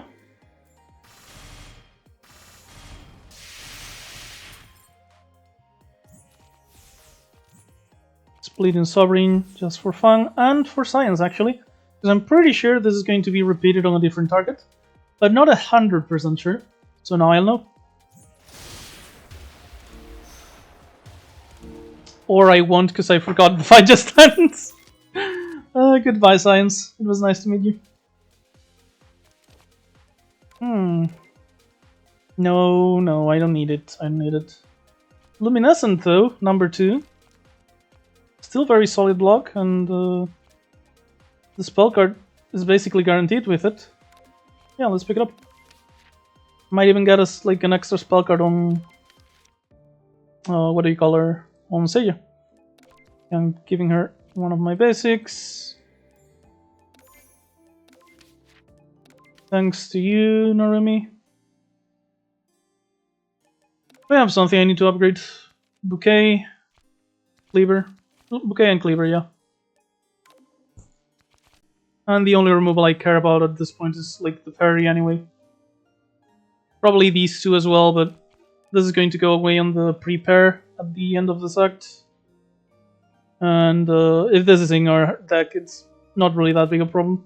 It is at least a bloom source. So yeah, Cleaver first, I think. I'd rather have a more card draw than more efficient card draw, because I already have plenty of mana from the bamboo cutter anyway. Oh, and for reference, Yuuka does come with her own boss fight, so we're actually going to be able to see it here. I forgot I wanted to do this at the start, didn't mention it. But yeah, I got lucky because I wanted to do like triple elite on Act 3, so I could guarantee this and show it off. But I forgot, and it didn't matter anyway, thankfully. So yeah, Yuuka Kazami boss fight. Why do I have this much mana? Oh, the Soul Gem, yeah.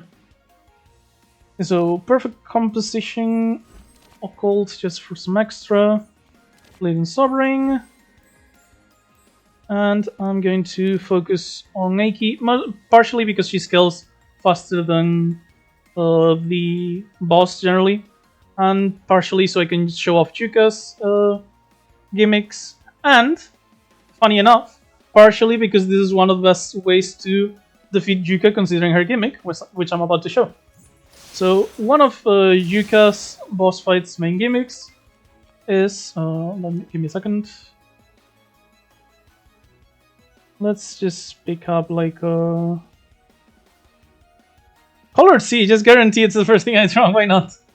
Just like always, what's the difference anyway? No, but seriously though, let's just guarantee Spring Flowers. Or Sovereign. Actually Sovereign. So I can double play like whatever defense I get. But yeah, one of Yuuka's gimmicks, Sleeping Terror. If she takes 30... Absolutely incredible. Not the first one because I arranged this, but this didn't get upgraded anyway because it already was. Absolute classic. Never fails. Absolutely never fails. More to the point, yeah. When she takes 30 or more damage in one turn, she gains 3 firepower once per turn. And resets at the start of every turn, obviously. So the idea is, against Yuuka, you have 2 options. Well, 3 options technically. The 2 main options are you either poke her a little every turn, so you slowly poke her down without activating her passive, and that way you don't have to deal with a high firepower Yuuka. Or the other option, you slowly poke her on the turns where you can't do a lot of damage, but on the turns where you have a lot of damage, you just dump as much damage as you can on her immediately. The idea being, if you only do like 2 big bursts of damage to actually kill her, you're only proccing her twice, and you're killing her much faster, so she has less of a chance to actually attack you. And then the third option is, kind of what we do here, which is you play one of those auto-scaling abilities, let it just scale to infinity, and by the time it's ready to one-shot the boss, you just one-shot her and that's it. I could have just done Splitting Sovereign actually just for fun, but whatever. And let's, I guess, just go ahead and do some damage here.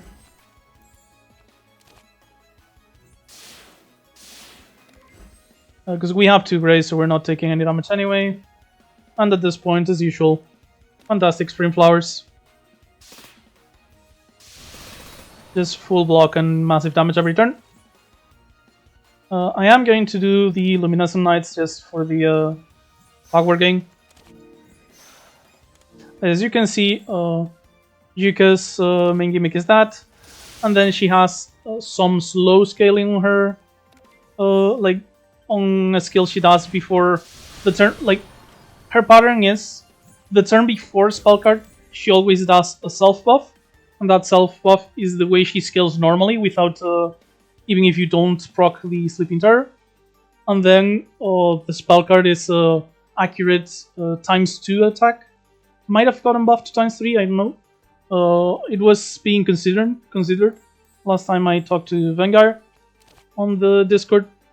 But yeah, the idea being her spell card is going to hurt a lot if you've activated her passive too often. She also has the Parcel Poke here for ×3 damage. So that is her big damage move other than the spell card, if you actually activate her passive. Yeah, this is what I mean. Like, if I do this twice, I'm gonna be giving her 6 firepower, but like I kill her in 3 turns basically. So it's not that big of a deal. Obviously, it's not a big deal at all because I'm just going to kill her and full block in like 2 turns. But on average, like when you're fighting in Act 1, that is, like, those are the 2 schools of thought basically. Depending on what deck you have and what abilities you have available. Abilities as in things you're able of doing, not actual ability cards. Okay, this is going to be fucking hilarious. Not gonna read this card. Please don't read it if you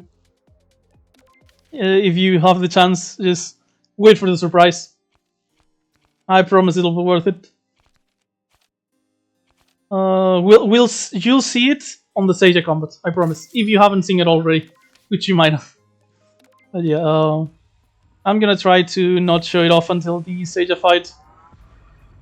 But it'll be absolutely hilarious, I promise you. Okay, so don't look at it. Don't look at it. Race and just full block with 4 steps, I'm pretty sure.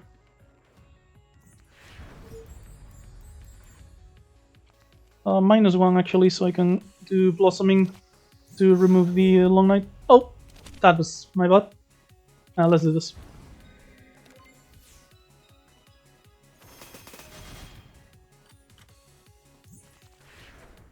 Okay, and we get to do Bamboo Cutter here, just as planned. Probably going to do Luminescence, so I'm not going to take damage actually, thanks to the... Actually, I'm going to save up the Luminescences, because they're actually good block cards. And I have 2 grays, so I'm just gonna do Spring Flowers.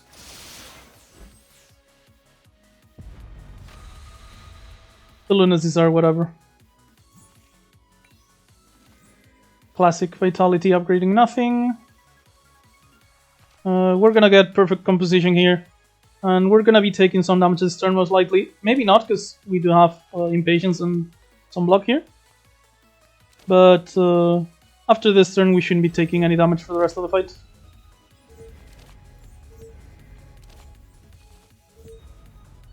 Okay, I can go Splitting, Blooming for quite a bit of blocking.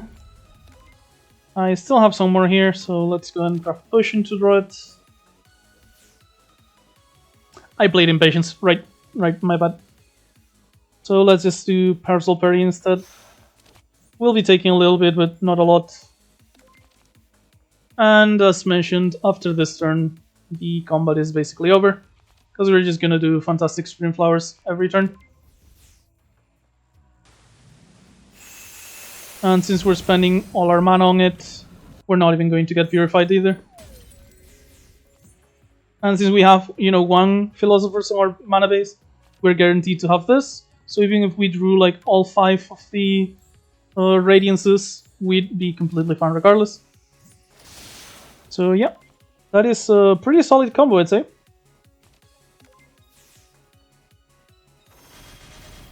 It is an expensive one, like you have to get like 3 specific rares and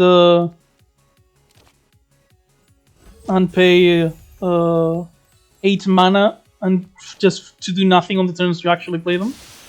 But after that you're basically guaranteed to win the rest of the fight.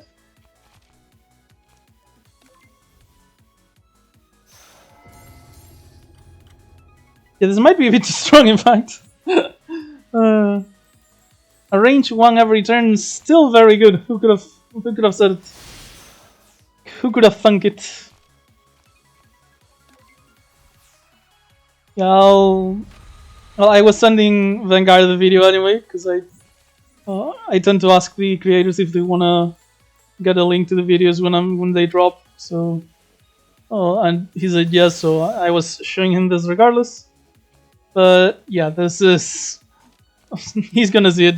Is the point. I'll let him decide what he thinks about it when he does.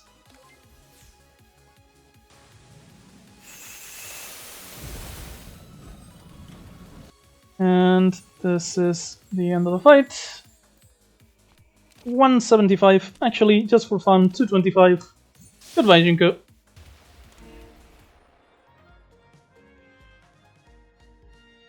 And well, none of these actually matter, I guess. Firepower we don't really care about, and the Refracted Sunlight is technically bad. I guess just doing this for the tool, honestly. Literally just for the tool. Vulnerable, I guess it's okay. Oh, this is actually going to be absolutely beautiful for what I intend to do to Seija, so actually perfect.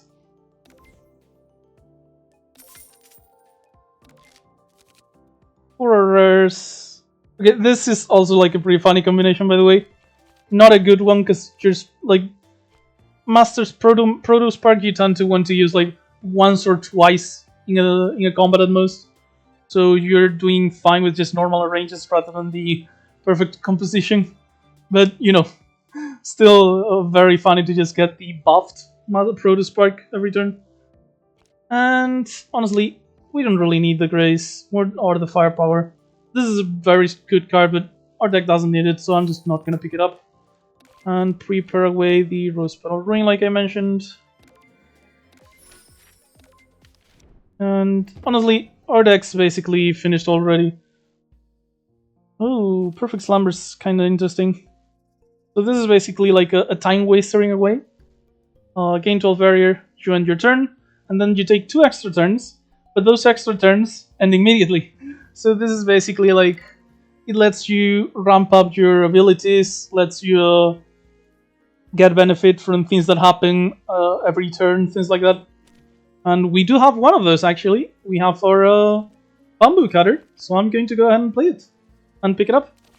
Like every time we do this, we're basically getting 2 extra ticks of the bamboo cutter.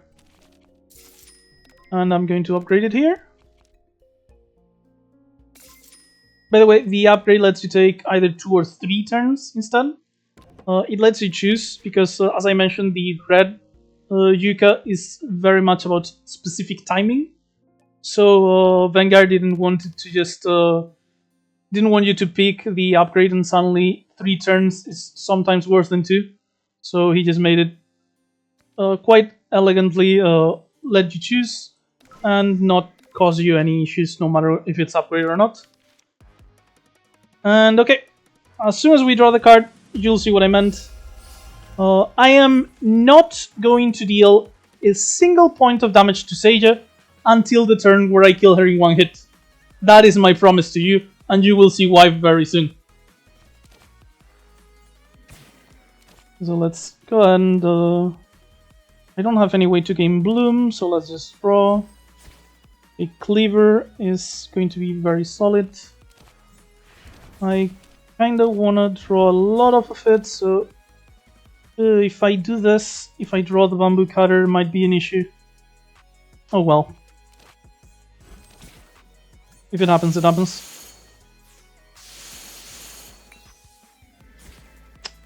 Oh, you have got to be kidding me, hand was full, so it... Okay, that is just absolutely atrocious for us. So yeah, because my hand was full of drawing the Sakura Clover Sea, for some reason it doesn't add the Vitality to the hand. Despite the fact that it exiles itself. Just really dislike that interaction. But whatever, I guess. Let's go ahead and play our perfect composition. And just block a little bit. I'm gonna go ahead and spell card so I take less damage too. Thankfully the perfect composition is going to let us, as I mentioned last time, put the bamboo cutter on top of our deck, not lose it to the exile. And since... Oh, actually I dealt damage to her, I completely forgot about... What did I even use, honestly? Oh, I did it to draw cards. Okay, sorry. I'm sorry. That was not the plan, but kind of missed. But yeah, this won't get exiled because of the range. It's fine, it's fine. What I'm going to do is going to be funny regardless, I think. Oh, by the way, she has Teapot and Wearing Moon to Frail, so that is absolutely great. Okay, here we go. Tail of the Bamboo Cutter. And as you see here, damage cap is 300, Liberator of Items, this is how the buff is called. Remove Amulet, Flawless, Optical Camouflage, Household Appliance, and Liberator of Items from each enemy when upgraded. So now, Seija no longer has her damage cap. Also, I think I might be dead. Okay, I have to draw Lily of the Valley into Luminescent Knight. But I am drawing 5, so I'm guaranteed to do it unless I don't draw the Lily. But yeah, I forgot she was doing accurate damage this turn. And I was focused so much on the funny joke that I almost killed myself here. And yeah, Luminescent here is going to protect us. And now that she has no damage cap, we're just going to keep accumulating mana every turn until we can just one-shot her. And for that, I'm going to be arranging the Perfect Slumber as well.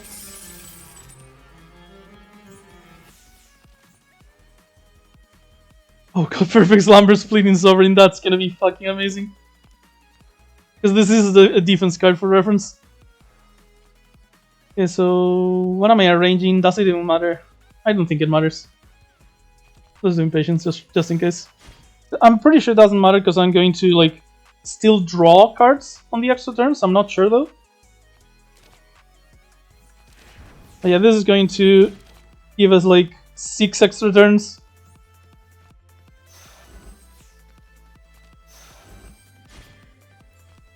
Oh god, we're gonna have to do this every time. Doesn't really matter, I guess. Ends immediately. Ends immediately. Ends immediately. That's 3. 4. We keep getting blossoms, but these auto excel, so don't worry. Let's just do perfect slumbers every time. That way we can guarantee we get it on the turn where we get back our control.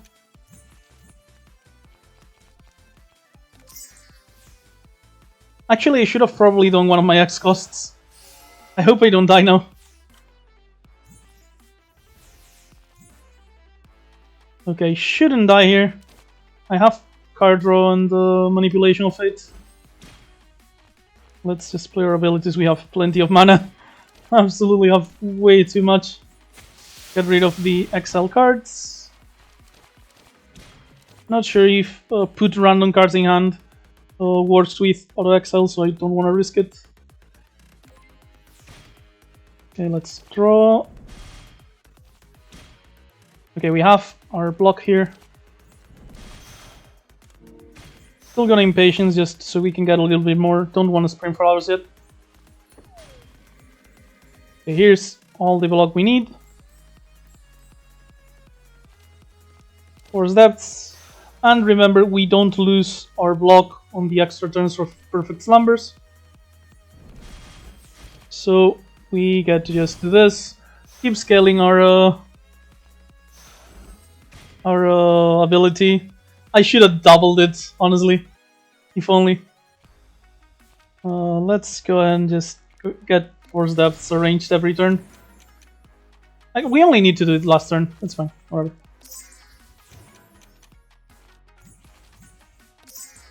I'll just be careful. 3 left. 2 left. 1 left. And not sure if it's this one or the next one. Okay, now I have to do it.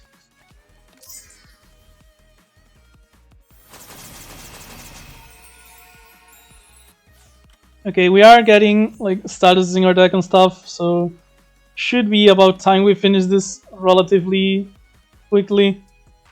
We have 53 mana. How much damage is this? 370. God, that's actually going to take so long. But I have ways to make it take less time, I guess. Let's draw. Yeah, there it goes. Charge Tambourine. I'm gonna draw a little bit more just in case. Okay, in fact, with the Impatience there, I'm gonna go ahead and just make hand space. This affects attack, defense, or ability only, so I can... just in case though. Impatience. And we did find the Blossoming. We made her vulnerable. So, Splitting Sovereign. Screw your damage cap, Seija. I have mana. And that is the beauty of Yuuka Kasami, Yokai of Flowers. So yeah, I really enjoyed this mod, honestly. It's honestly very simple mechanically, but it's very well designed and very interesting, honestly. The timing effects that she has, the setup that she requires, all that stuff, does make for like an interesting playstyle. And one that, while still possible, doesn't lend itself to just going infinite every run, which is something I really dislike. So yeah, I really enjoy playing her because of those things. And just as a reference, one of the cards I want to show off, like at least one of the cards I mentioned, maybe to hype up people a bit for the next video. Like, okay, 2 cards. We'll do 2 cards. Doesn't stuns. At the start of your next turn, you draw 3, gain 3 times firepower. So for 1 red only, for 1 and 6 times firepower if upgraded.